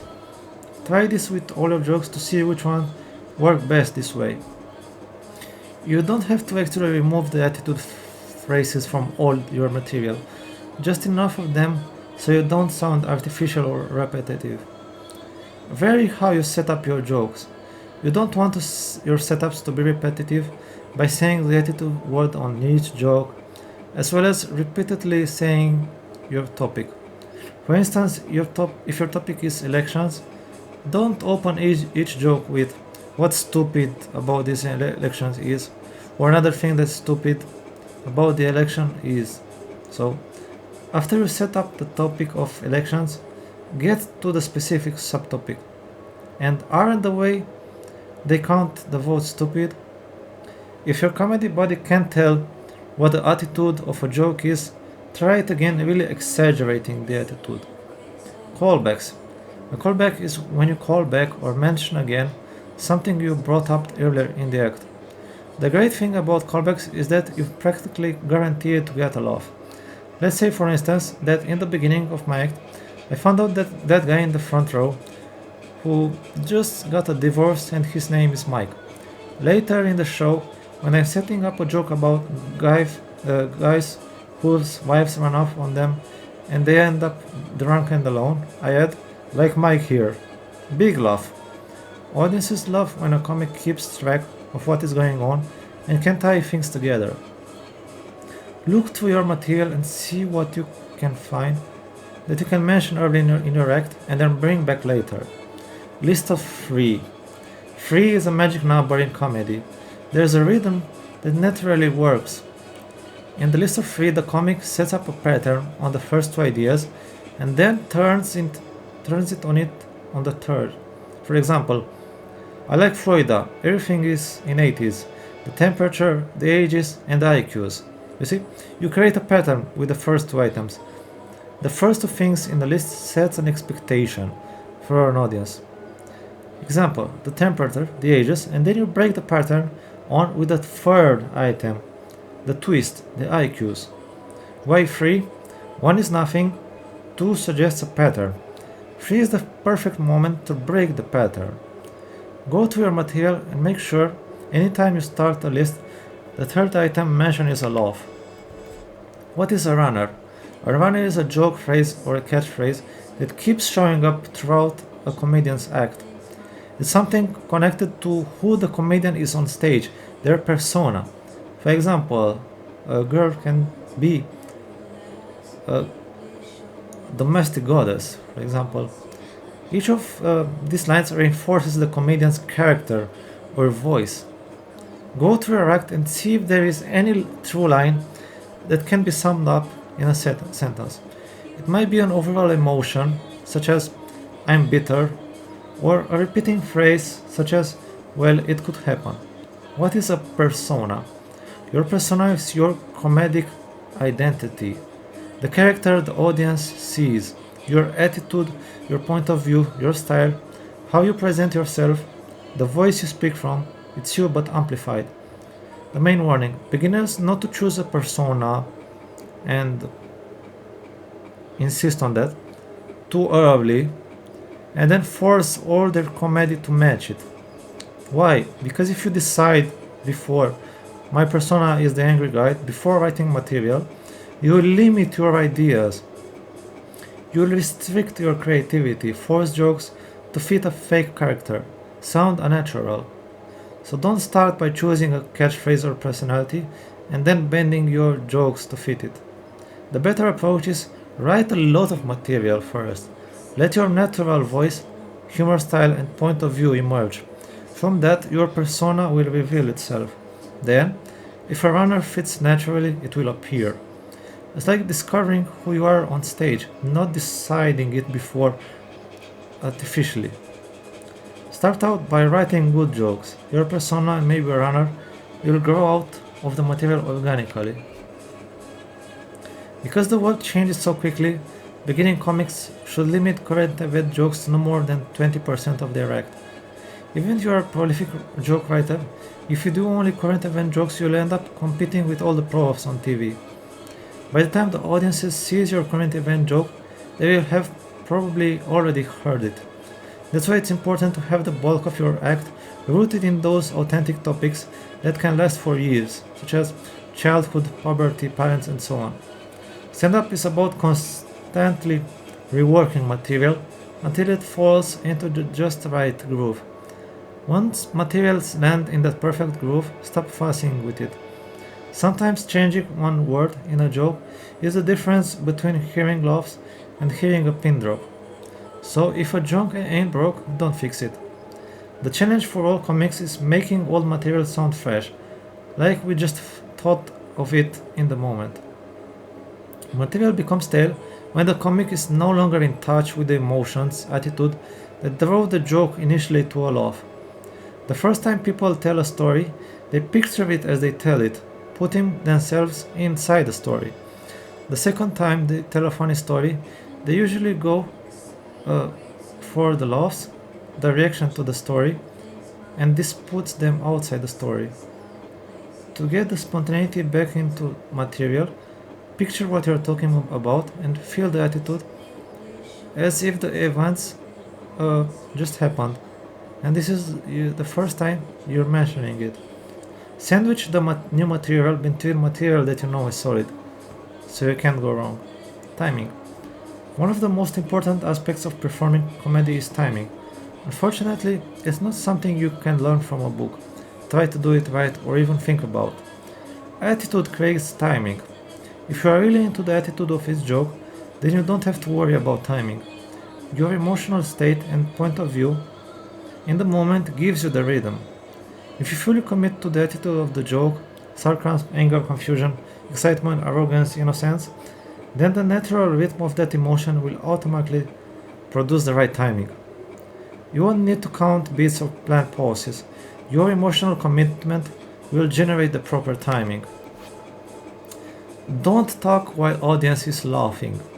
Stand-up is not a monologue, it is a dialogue with the audience. You talk and then the audience talks by laughing hopefully, and then you respond to that audience. So shut up after each joke to give the audience time to laugh, or otherwise they might not. What do I do while I'm letting the audience laugh? Just stand there? No, you never just stand there. Add tags. Always convey an attitude, an emotion. So while the audience laughs, you can add a tag to the joke by repeating the attitude. For instance, if the joke starts off "it's weird," at the end of the joke, tag it by repeating "it's weird." This tag can be said quickly, as if to yourself, or you can shout it. It can even be unspoken, perhaps by a shaking of your head. But one thing that the tag should never be absent. There should never be even one moment when you're on stage and attitude free or emotion free. Is the keys of that because audiences respond to emotions, not words. Look, joke. It's weird how my phone knows me better than my parents. Tag. It's weird. Say that again quietly or with a head shake. Attitude means your emotional stance, your perspective, your personality in that moment. If you ever stand on stage with no emotional signal, the audience disconnects. They don't just want "here is a joke," they want "here is how I feel about this joke." Look, no tag. Weak. My family is crazy. Anyway, feels empty. No emotion here. With tag, strong. My family is crazy. I mean, wow. See the difference? Okay. Now about hecklers. The majority of hecklers are men. Women tend to be hecklers only when they are drunk. Men usually heckle because they want to challenge you and gain control. Drunk women heckle because they want attention. If either gets what they want, control or attention, they will keep coming back for more. Do not give it to them. Men heckle if they sense weakness. Avoid looking meek. The way you give the audience opportunities to heckle is by taking too long to get to the funny. The sooner you get laughs on stage, the less likely you are to get heckled. If you get heckled, always ignore it at first. The heckler just wants to get some attention. Never hit a heckler harder than they hit you. If they heckle your hair, come back with something about their hair. If they slam your shirt, you can say something about the way he is dressed. It is almost always best to phrase a comeback to a heckler in form of a question. Phrasing the comeback so it has to be answered makes the situation no win for him. If something happens in the room, respond to it now. Say anything immediately is more important than thinking for a few seconds and then saying something funny. Respond to a disruption ASAP. This helps keep the audience focused on the show and not on the disruption. You don't want to be a joke machine who just gets up and delivers material. When you call the situation, put the audience at ease. They see you're not thrown by what happened, and they don't have to feel sorry or embarrassed for you. Make a joke about it and move on. If it's a small crowd, less than 50 people, talk to them because they'll tend to laugh more in their heads than out loud. That's especially true if they're spread out in a room. Involving the audience in a conversation reminds them that they are not watching TV. You can hear them, and it's appropriate to laugh out loud. Talk to the audience in small increments instead of large chunks. Otherwise, it will seem like filler. When you speak to an audience in one long continuous block, it will often feel like you're rambling, you're adding unnecessary filler, or you're trying to pad your speech. But when you talk in small, clear increments, you create a rhythm. One idea at a time, pause, let the audience absorb it, then move to the next idea. Audience members can feel very uncomfortable when the comic talks to them. Most people in an audience do not want to be the center of attention. So, what you can do, try not to talk to one person immediately. Talk to one person as a group, then maybe address one row, then one table, and finally one person. This way, you have slowly gained their trust as you work your way down to one person. Pace your questions out throughout your act and ask them only if you have a good reason for doing so. In other words, you have a punchline for their response. Energy drives an act. Without energy, there is no performance. The way that energy expresses itself can be anything, from quiet concentration to intense ranting, but it has to be there in everything you do and say for every moment you're on stage. Before I go on, I always feel a surge of energy inside me. Call it nerves, excitement, lack of self control. I'm bursting with it. Being sober on stage enables me to be in control of my energy releases. When I set up my joke, I pull in my reins of my horses. I slow myself down, take control, stop things from going too far. During the act out, I let them gallop at full speed. After the laughs, I pull them back in again to set the next joke. After a while, you probably get a feel for this too, and you'll be able to pull in energy and then release it again. Being a comedy writer or stand up comic is not a 9 to 5 job. It means spending 24 hours, 7 days a week looking for the funny, writing the funny, and performing the funny. You are constantly documenting your perception of the world through your unique filter. This filter transforms the ordinary into the extraordinary, or at least into the funny. Civilians might be annoyed by a rude salesman, but the comic thinks, how can I use this? Life becomes a non-stop hunt for material. When civilians meet a strange character, they may think, weirdo, I'm getting out of here. But we creative types enjoy engaging with the peculiar types because they can be rich fodder for material. An amusing character to act out in a joke or write into a sitcom. A comic can never have enough material. What does a stand-up comic and star of his own sitcom do when he is stuck? I sit down and write poor quality material for 40 minutes. Everyone thinks that they have to write funny every line, but all you have to do is pick a subject and write about that, and then pick another subject and write about that. A more productive approach is to start with an unfunny topic and make it funny. The internet can steer you into the hot topics that are on everyone's mind. Okay. Go out at a newsstand if you have no ideas. It's a treasure for premise seekers. Magazines entice you to buy them by putting catchy headlines on the cover. Comics need catchy setups to entice the audience to listen, and writers need to keep topical. The headlines on a magazine cover are often the perfect setup for material chunks. Magazines spend millions on market research in order to be hot, hip, and happening. Why not benefit from what they learn for free? Turn stories into comedy topics. This exercise is dangerous because stories are the kiss of death to joke writers. However, it is possible to turn these stories into comedy. Okay, for example, first, write a funny story about something that happened to you. Then circle any one or two worded topics and list them. Now give these topics an attitude and see where the emotion takes you. Forget the story reality. Forget what really happened and so on. Instead, let the attitude take you someplace you've never been before. Let yourself be surprised. What's funny is anything tragic. Okay, for example, we just had our family Easter and it was a disaster where my sister-in-law got drunk and everyone got hideous and ugly, and I thought, this could be funny. Another way to turn a story into comedy material is to write out a story and create a joke every 4 or 5 lines. And talking on the phone with friends, write down anything you or they said that gets a laugh.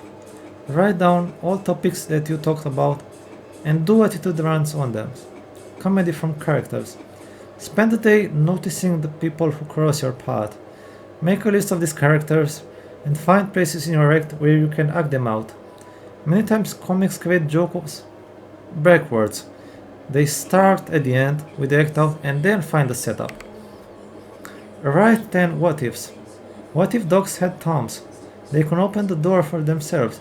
They could hitchhike instead of walk. They could give you movie reviews. Gone with the Wind, good story, but not enough dogs. Thumbs down. Writing opinion on current events. Write a list of the headlines of the internet, news sites, or today's newspaper. Pick at least 2 current event topics and write 10 opinions about each of them. Make a list of people who had a big impact on your life. Pretend to be them. Put these characters in different situations and find opinions on different topics. See what material these characters generate and work backwards from your act out to find premises and setups. Write out the details of the first 2 hours of your day. Include the most minute details. Underline every topic and next to each, write other things about that topic. Write 20 topics on separate pieces of paper. You can get these topics from the internet, magazine, newspapers, TV, whatever. Then, as quickly as possible, pick one and put up what's up with in front of it and riff off on it until you come up with an opinion. Then have your comedy buddy come up with another opinion on it. Okay. Stepping stones of life. Make a list of the major stepping stones of your life, keeping the descriptions brief. For instance, puberty, going to college, getting married, your first bra. Take a stepping stone and mind map it. For instance, if the stepping stone was college, then your circles might include leaving home, parents being alone, dorm rooms, roommates, drinking, living for the first time without parents, early morning classes, cafeteria food, studying, drinking, and more drinking. Study and restudy the rules of comedy until they are second nature. Then cut loose and divide your talent. Technique can carry you only so far. Passion and soul have to take you to the rest of your way. Now this was about stand-up. Now let's go to one-person show. One-person shows can be a collection of characters, vignettes, brief but vivid glimpse into a character, but they are fully developed, highly personal stories. The subject matter is often serious, but the story is often told in a funny way. Instead of reducing the emotional impact of the story, the humor in a good one-person show actually heightens it, sometimes to the point where the audience is actually laughing to their tears. You tell a dramatic story using humor. You usually act out a number of characters.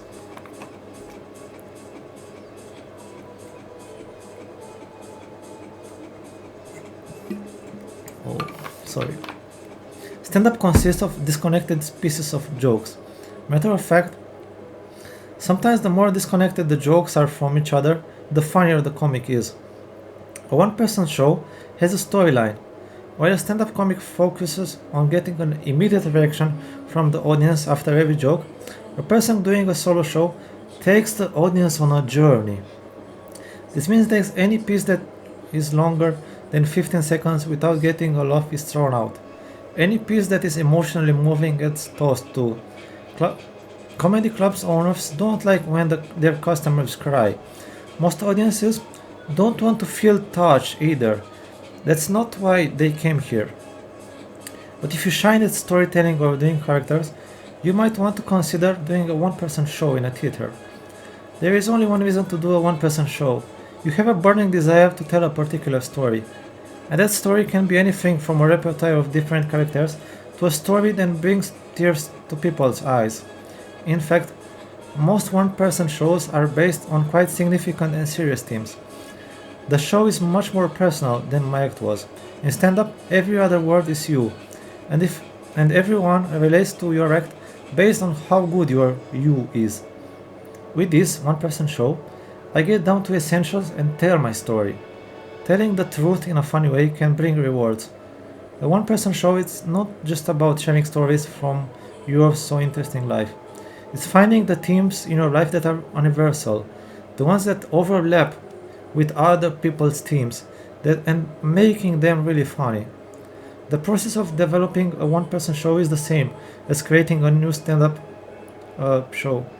Don't start funny. Start deep.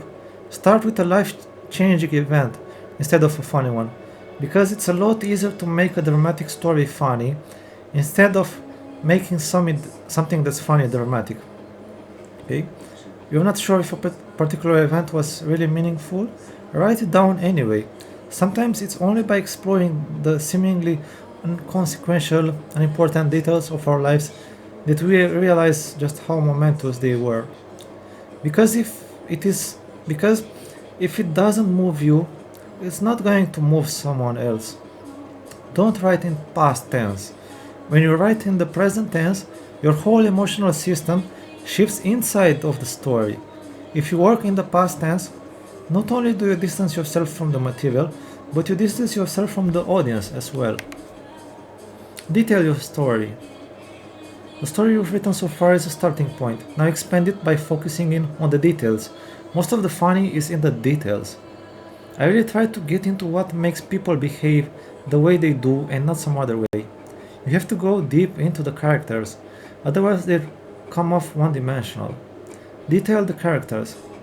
A character's essence, the qualities that make him or her a unique individual, is shown in the details. Explore the different ways your characters express their true nature by noticing all the tiny behaviors and choices that reveal various aspects of their personalities. In stand-up, you superficially sketch characters in the act-outs, but in a one-person show, you will need to do finely detailed portraits of your characters so they come across as three-dimensional. Finding the theme. A theme is an universal message, a point of view, or a premise that permeates every aspect of the story. All the characters and events represent some facet of the theme. Example theme. We are not far removed from our prehistoric roles. What conflict or idea resonates through the story and derives this material? It is usually something more profound than just the events of the story itself. The audience should always wonder what's going to happen. This means that every element of the story should build up to the end, which contains some sort of revealing information. Don't describe your characters, act them out. Pick a story that is emotionally meaningful to you, because you are going to tell it over and over again, if it will be successful. Don't lecture and tell the audience what the theme is. Don't tell how they should respond. Your place is inside the story, reacting to what's going on as it's happening at that moment. Let the audience make their own judgment at the end as to what's about and how they feel about it. Your approach should be, I'm going to take you on an extraordinary journey. I went on it and I'm going to go on with you. Know what the theme of your show is. It might be based on your life, but it has something to say about all human beings in order to touch the audience. Just as with stand-up, it has to be relatable. The story is the star in the one-person show. Now, another chapter, situational comedy.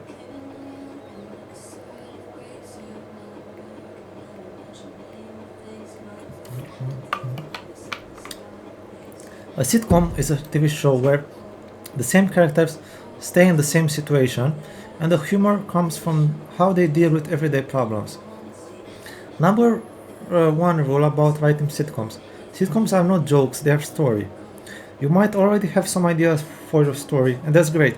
Sitcom ideas are similar to stand-up mixes. You mix in a situation that is uncomfortable for the lead character. Your main character has personality flaws. Put that character into a situation that will trigger his or her flaws. Good situations would be ones where the solution for one family member's problem would cause another one's misery. Writing sitcoms is not so different from writing jokes. A joke has an attitude, a topic, a premise, an act out, and a mix. Sitcoms incorporate the same elements. Attitude. Each character has a specific attitude. The way they react to one another creates your story. Topic. Each episode of a story is usually about one or two topics. Like a stand-up topic is something very ordinary instead of unique or weird. Just like stand-up, it's not the topic that makes your work unique, it's what you do with the topic. Premise. This is the logline, the one-sentence summary of the story. It is usually structured like this. When something happens to the hero, he tries something and gets into more trouble. Act out is the dialogue. Mix create a situation where you bring in an element that will create conflict with the characters. The first step is picking the sitcom you are going to write. Which show makes you laugh? Don't bother picking a show just because it's popular. You have to find it funny or you'll get bored trying to write it. Is this show too popular? If it is, you'll be one of a million writers doing spec scripts on it. Under these conditions, it's harder to come up with a story idea that's not already done, and harder to stand out and be compared to everyone else. Understanding sitcom structure. All stories have these elements: a hero, the hero's goal, and the obstacle to the hero obtaining that goal. Someone wants something, there is something stopping him. A sitcom story is usually broken down into 6 beats. Setup. This is a problem in the paradise. Complicates and escalates. The problem gets bigger. Twist. Act break. Things don't go the way the characters thought they would. The characters plan what to do about what just happened. The conflict gets bigger as they execute the plan. This is the big physical or emotional comedy scene. The situation gets resolved. All the loose ends of the story are wrapped in, and usually the main character has a heartfelt moment and learns some kind of lesson about life. Logline. Look at the scene breakdown of the story you are researching and write out the basic logline of the story in this format.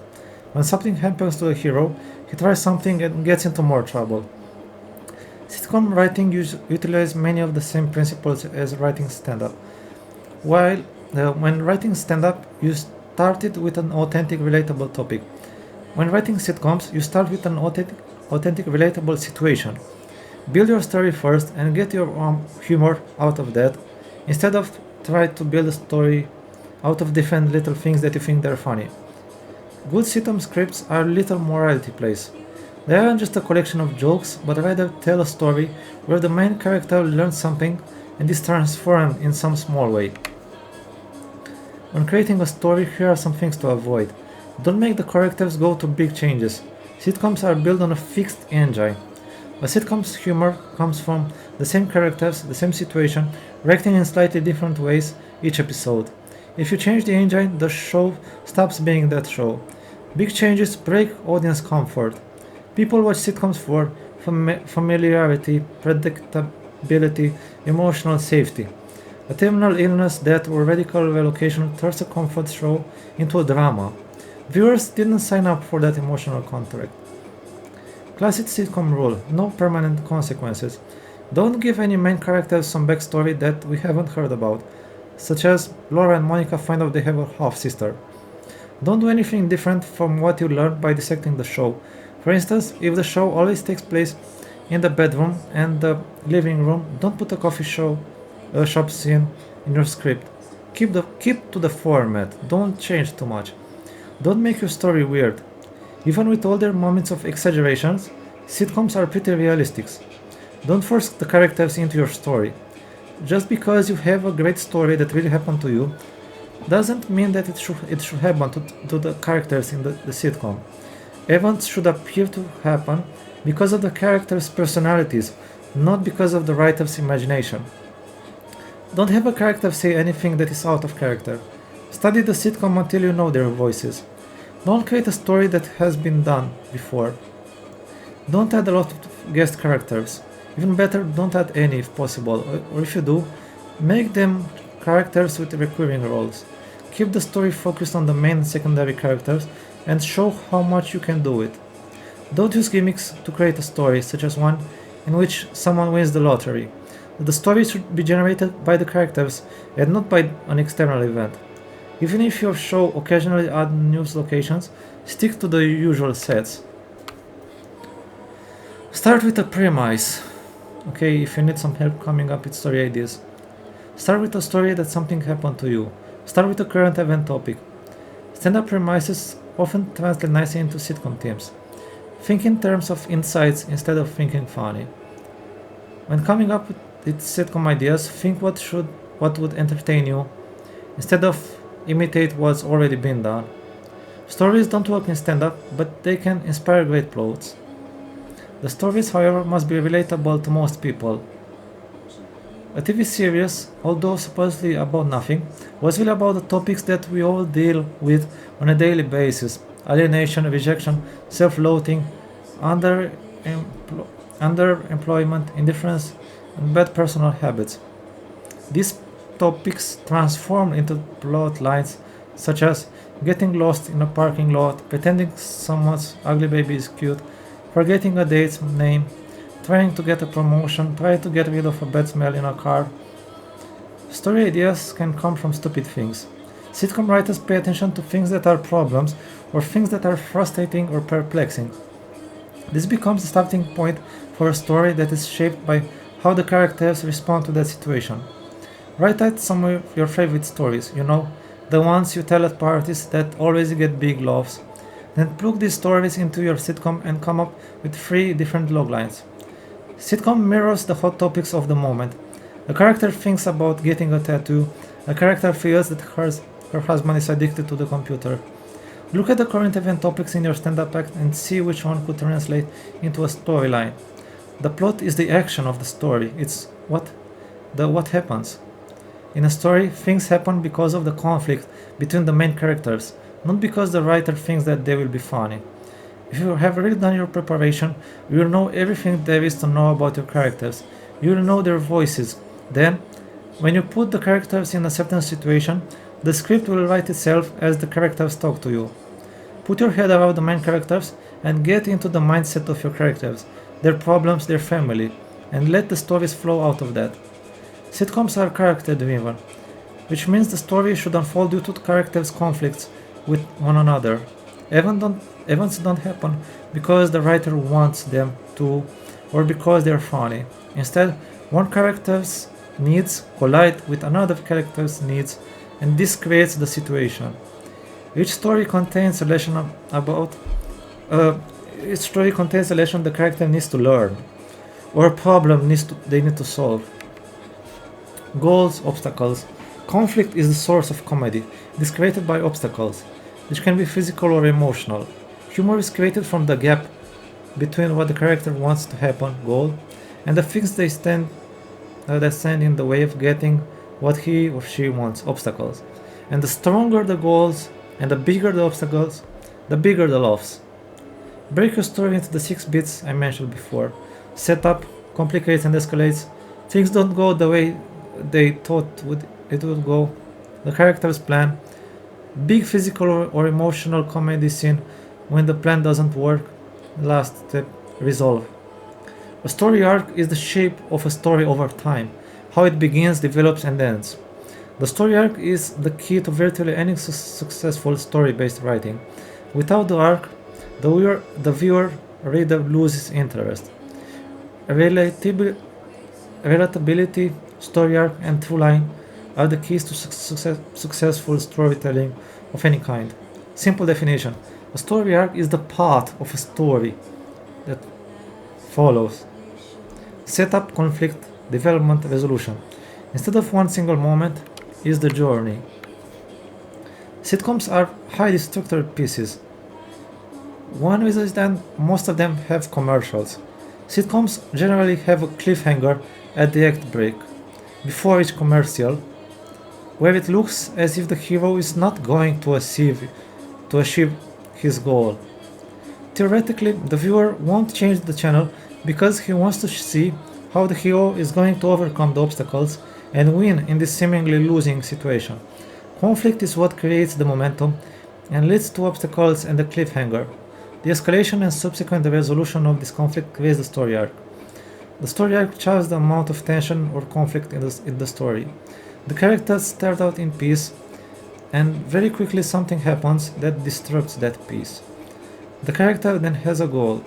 The arc climbs higher and higher as the hero's attempts to achieve his goals are impeded by obstacles. The chart returns to a low point as the conflict gets resolved. When working out the 6 bits of your story, you want to make sure that your arc works, that all the elements in your story build to the resolution. Every bit should be working toward building the arc by pushing the conflict forward and then building toward the resolution. If you have an extraneous bit that's funny but does not serve the story, cut it.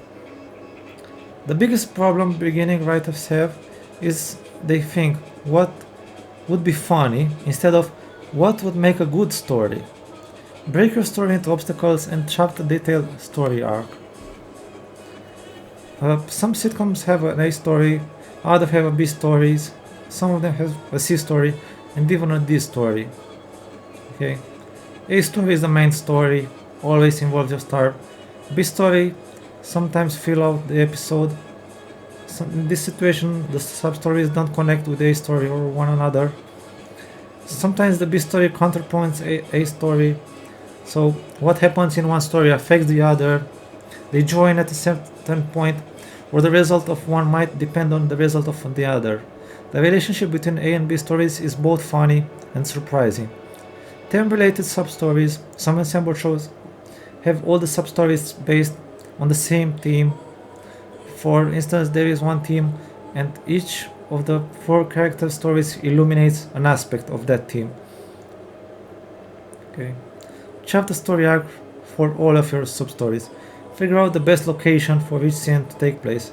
Remember, you are limited. If you are writing with a partner, the best way to work on a story is to use a tape recorder. That way you get a natural dialogue, the way people really talk. If you just sit down at your computer, your dialogue can sound literary and stilted, meaning not funny.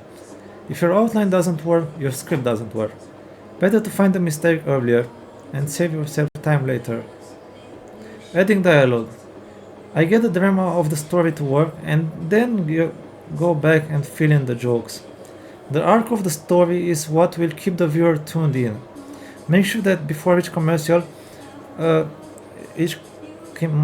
break, something suspenseful happens that will make the viewer want to stay tuned.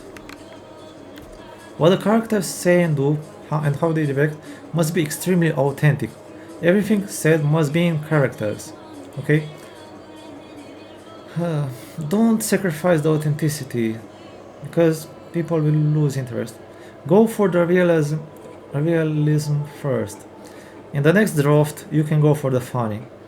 It's more important now to make sure your story works and is believable, and you can patch it up later. First, make the story work and then make it funny, okay? If you don't have a joke where you want a joke, don't stop. Just put something there as a holding place and keep going until the whole story is on paper. The key to good writing is rewriting. What often keeps a good script from becoming great is that the writer is married to things that are just okay. Okay? Throw things that are just okay or don't work. Adequate won't get a job for you. Only brilliance will. So cut everything in a story that is not genuine, unreal, inauthentic, or heck, that's been done before. Cut everything that's authentic or unreal, even if it is funny. If you break the reality of the story and distance the viewer and the reader from the story, people will not be pleased, okay? If a scene is not about the main character or a secondary character striving for their goal, cut it. Is the story interesting? If the turns are predictable, then change them to something that is a surprise. Hasten the obstacles. In a comedy, if anything can go wrong, it will. The comedy gap, the gap between what is supposed to happen and what actually happens. For instance, in real life, you walk up to your front door, put in a key, open it, and enter. In comedy, you trip on the way to the door, hit your head on the door knob, and then the knob comes off when you turn it. You reach into a pocket to get your keys, they get stuck in your pants, and when you finally do yank them out, you rip your pants. Then the keys get stuck in the lock, and as you pull the door open, it hinges and knocks you over. So hate on the obstacles. Look through your story and make it even harder for your characters to achieve their goals by putting more obstacles in their way or by hatening the obstacles already there. Analyze the setup of the show itself. Setup means the foundation of the story or show, everything the audience needs to understand before the main plot really gets going. Then getting it funny. Okay, depending on the sitcom you're writing, the straight person gives the setup to a joke in a dialogue, and the funny person gives the retort, the reply. This is like stand up. This is like in the stand-up act out, where one person says something and the other one reacts. Make sure the characters and lines are in reaction to each other of the situation, not just funny things. They have to be real. The setup, set by the straight person. This character is usually more serious, logical, and normal. They say something ordinary, naive, or sincere that sets up the joke. The punchline, retort, delivered by the funny person. This character reacts in an This character reacts in an unexpected, exaggerated, or absurd way. Their response is what actually makes the audience laugh. Straight person. I think we should talk about our feelings. Funny person. Great. I'll start by feeling hungry. Exercise. Punch up. Put an asterisk next to every joke on the page. Then find 5 other possibilities for each joke. This is a good practice even if you believe that every joke gets a laugh. If you do get a job writing sitcoms, you'll find that your opinion of what is funny doesn't count for much. It's what the producers, the stars, and the suites at the network think it's funny, what is important. Typically, sitcom writers have to come up with new jokes at a moment's notice. Getting it funnier. Now that you've made your funny jokes funnier, look at the straight lines in your script and turn those into jokes. For instance, instead of saying, "My father is an alcoholic," try, "Let's just say that my father's best friend was Jim Beam." Color pass. Not every line can be a joke, but you can patch up even the straightest of lines, doing what the pros call adding color. That means saying something in a clever way instead of a straightforward one. So instead of "Where were you getting a manicure?" your character would say, "Where are you getting those clothes filled?" Adding color is an unusual, surprising way of saying the same thing. Adding color means saying the same thing but in a more creative, visual or playful way, instead of being plain and literal. Why writers do this? Adding colors reveals personality, makes dialogue feels alive, keeps the audience engaged, adds humor or edge without forcing a joke. One of the most painful but most helpful ways to find out what works and what doesn't work in your script is to have strangers read it out loud. Listening to your work will give you a perspective on the flow, timing, dialogue, characters, and humor that reading it won't.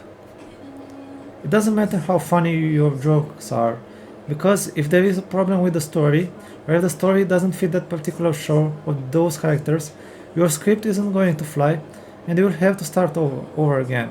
Turn to your characters for help. Write a dialogue with the main character or the character involved in your problem area and ask him or her what to do. When writing material for other comics, capture the comic style and voice the same way you would capture the voice of sitcom characters. The material must be customized for that particular comic. Expand the subjects that are already in the comics act instead of trying to come up with new topics. Instead, come up with fresh hits on their favorite topics and give them different toppers. Create large volumes of jokes, not just a few lines. Keep each joke short, no more than 3 lines. Include celebrity parodies, but you must sound exactly like the person you're mimicking or don't bother. Include jokes and other short bits, funny bits, one-liners on current news items. Include human interest type stories, weird things going on in the news, and topics that DJs can talk about as well as have listeners call in about. Trivia questions with funny answers. Include this. We put people on our show because we think they are funny, or people who have a gimmick, something that catches. Okay. to be a TV warm-up. Every show hires a comic to warm up the audience and keep them alive and laughing throughout the taping, which can be long. Being a warm-up is more like cheerleading than instead of stand-up. It entails a lot of parental guidance jokes and audience participation in the form of games, gossip games, prizes, questions like, hey, where are you from? Or who came the farthest to get here? And throwing candy at the audience when they get sleepy. The job is like being a host at a cocktail party or a flight attendant. You've got to keep a lot of people happy. Comics that are angry and bitter need not to apply. Producers tend to hire comics they know and trust. Turning stand-up topics into articles and essays. Pick a topic, a story, or situation on which you have a strong point of view. Or pick a topic that interests you and find your point of view by listing at least 10 opinions about it. Choose a stand-up premise or an interesting opinion that fits the tone of the magazine and write your thoughts on it as if you were writing a letter to a close friend. Each bullet point should substantiate an aspect of your point of view. As in writing a sitcom, the more detail you can put in the outline, the easier it will be to write the article. But any professional can tell you that writing is about rewriting. The next part is the hard part. Punch up, polish and tune.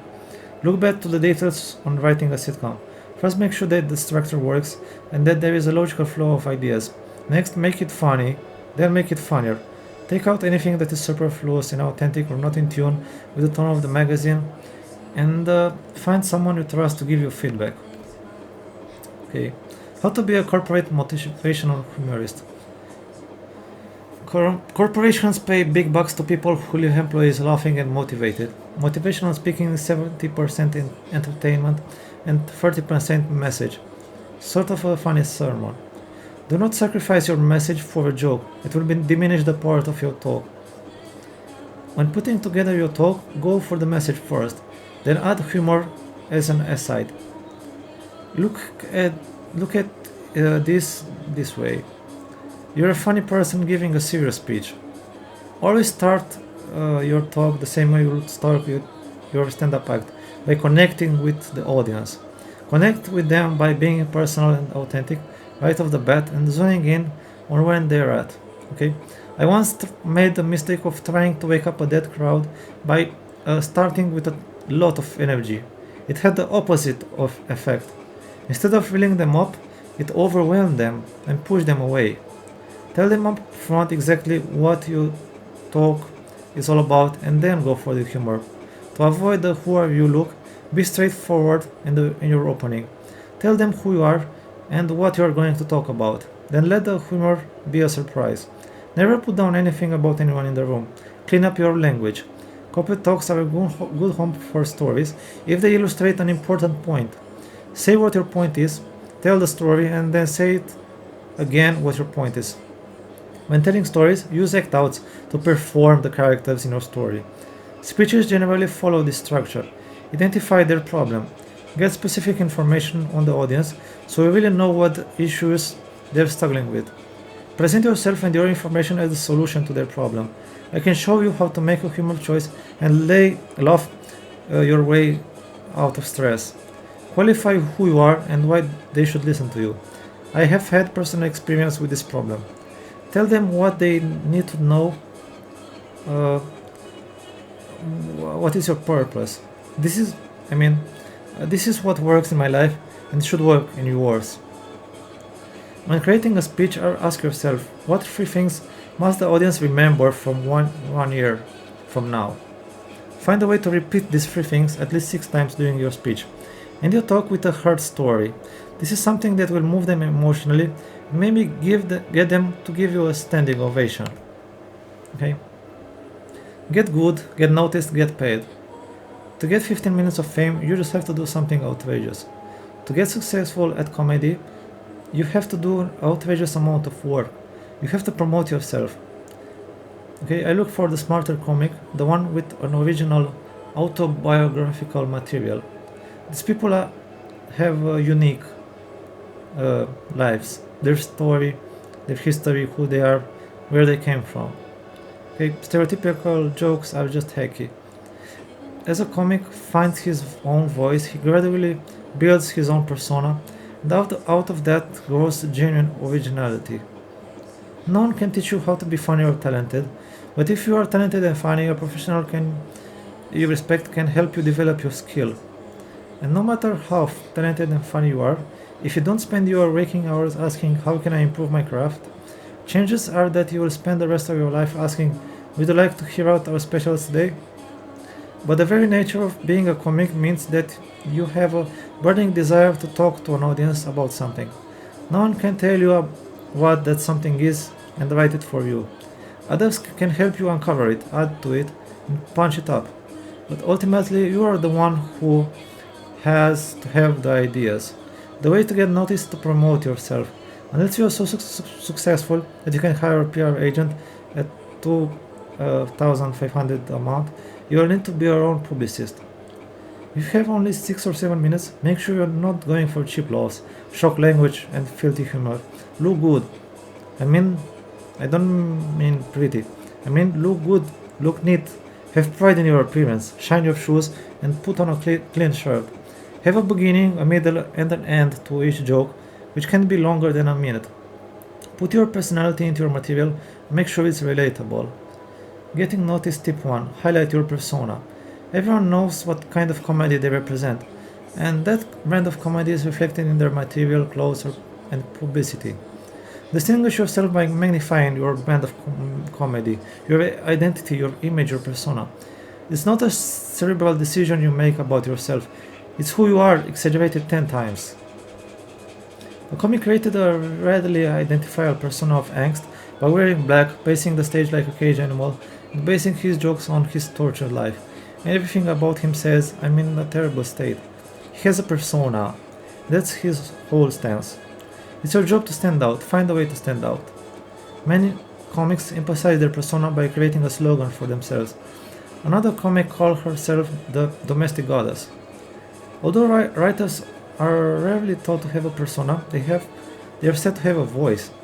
No one seemed able to define what it means to have a voice, so I won't try either. Good comics are extremely funny, talented, and edgy, and their hit on things is totally different.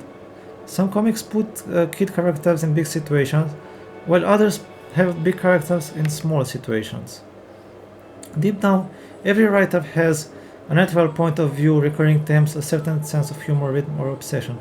This doesn't change much, it's you. A sort of through line. A through line is the thread that runs through all your work. So, maybe there is cynicism, empathy for outsiders, absurdity, but readers will identify you. I don't know why, but this feels like it's your writing. That's the through line. To discover your voice, you have to imitate others at first, write safe or generic scenes, try styles that don't quite fit, copy shows, writers, or tones you admire.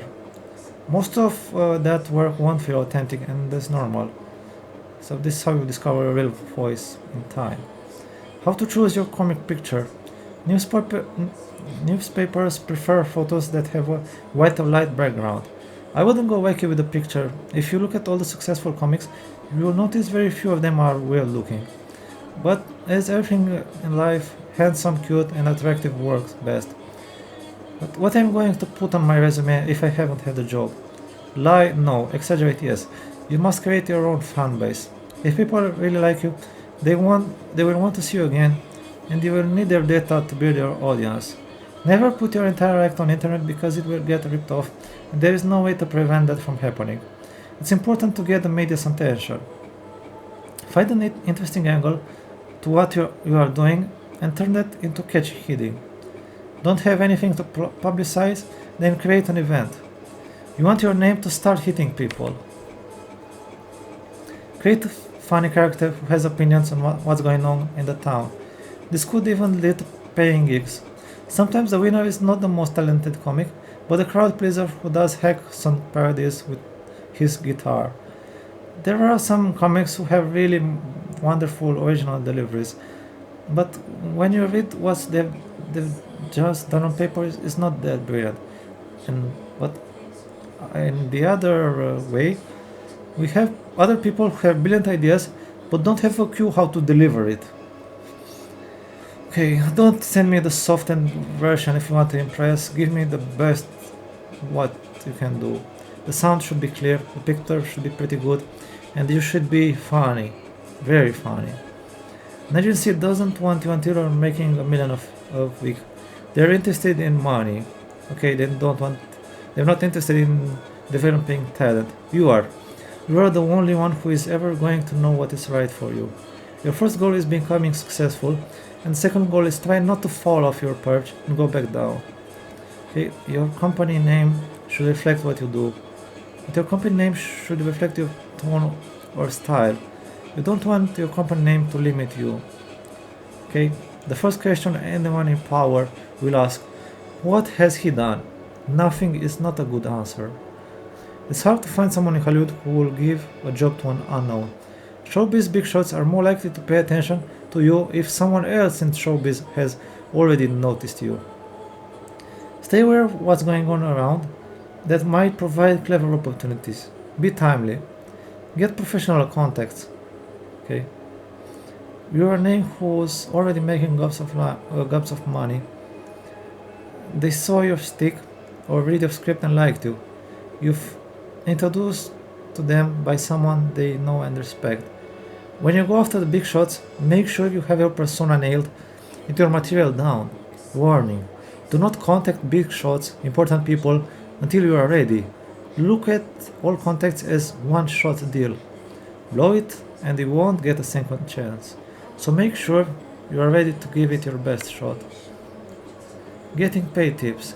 Get professional contacts. Don't go barging into people's offices. Hello, security. Don't be overly annoying. Remember that everyone's very busy. Realize that they are busy or don't care yet. Be pleasantly persistent. Keep up a stream of emails, press releases, flyers, and faxes, but make sure they are professional, to the point, and friendly. Then give the people freedom to respond in their own time, even if it does take a couple of years. At least you are getting your name out there. Many comics are so desperate for attention and jobs that they become energy vampires on and off stage. Energy needs to flow from the comic to the audience. They've paid for you to give it to them. You want to get noticed? Notice others. How do you want to be remembered? Some of the people will become stars, written about, or become the butt of other comics jokes. But sometimes it's in the little moments, when we take time to recognize others, that we truly become superstars. Thank you. I am Alin Vlad Perfect. You can find me on YouTube, Instagram.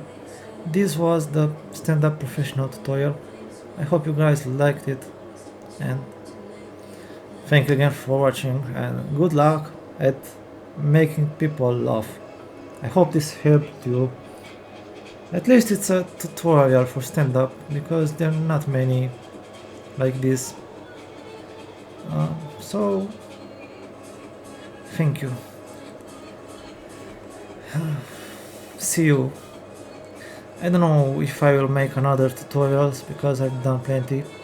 I will make from now on some, I don't know, videos, short videos on TikTok to become popular on Instagram. This is what I'll be doing from now on. Thank you. It's late for me. It's 2 p.m. I need to go to eat because I'm hungry. Thank you. And see you.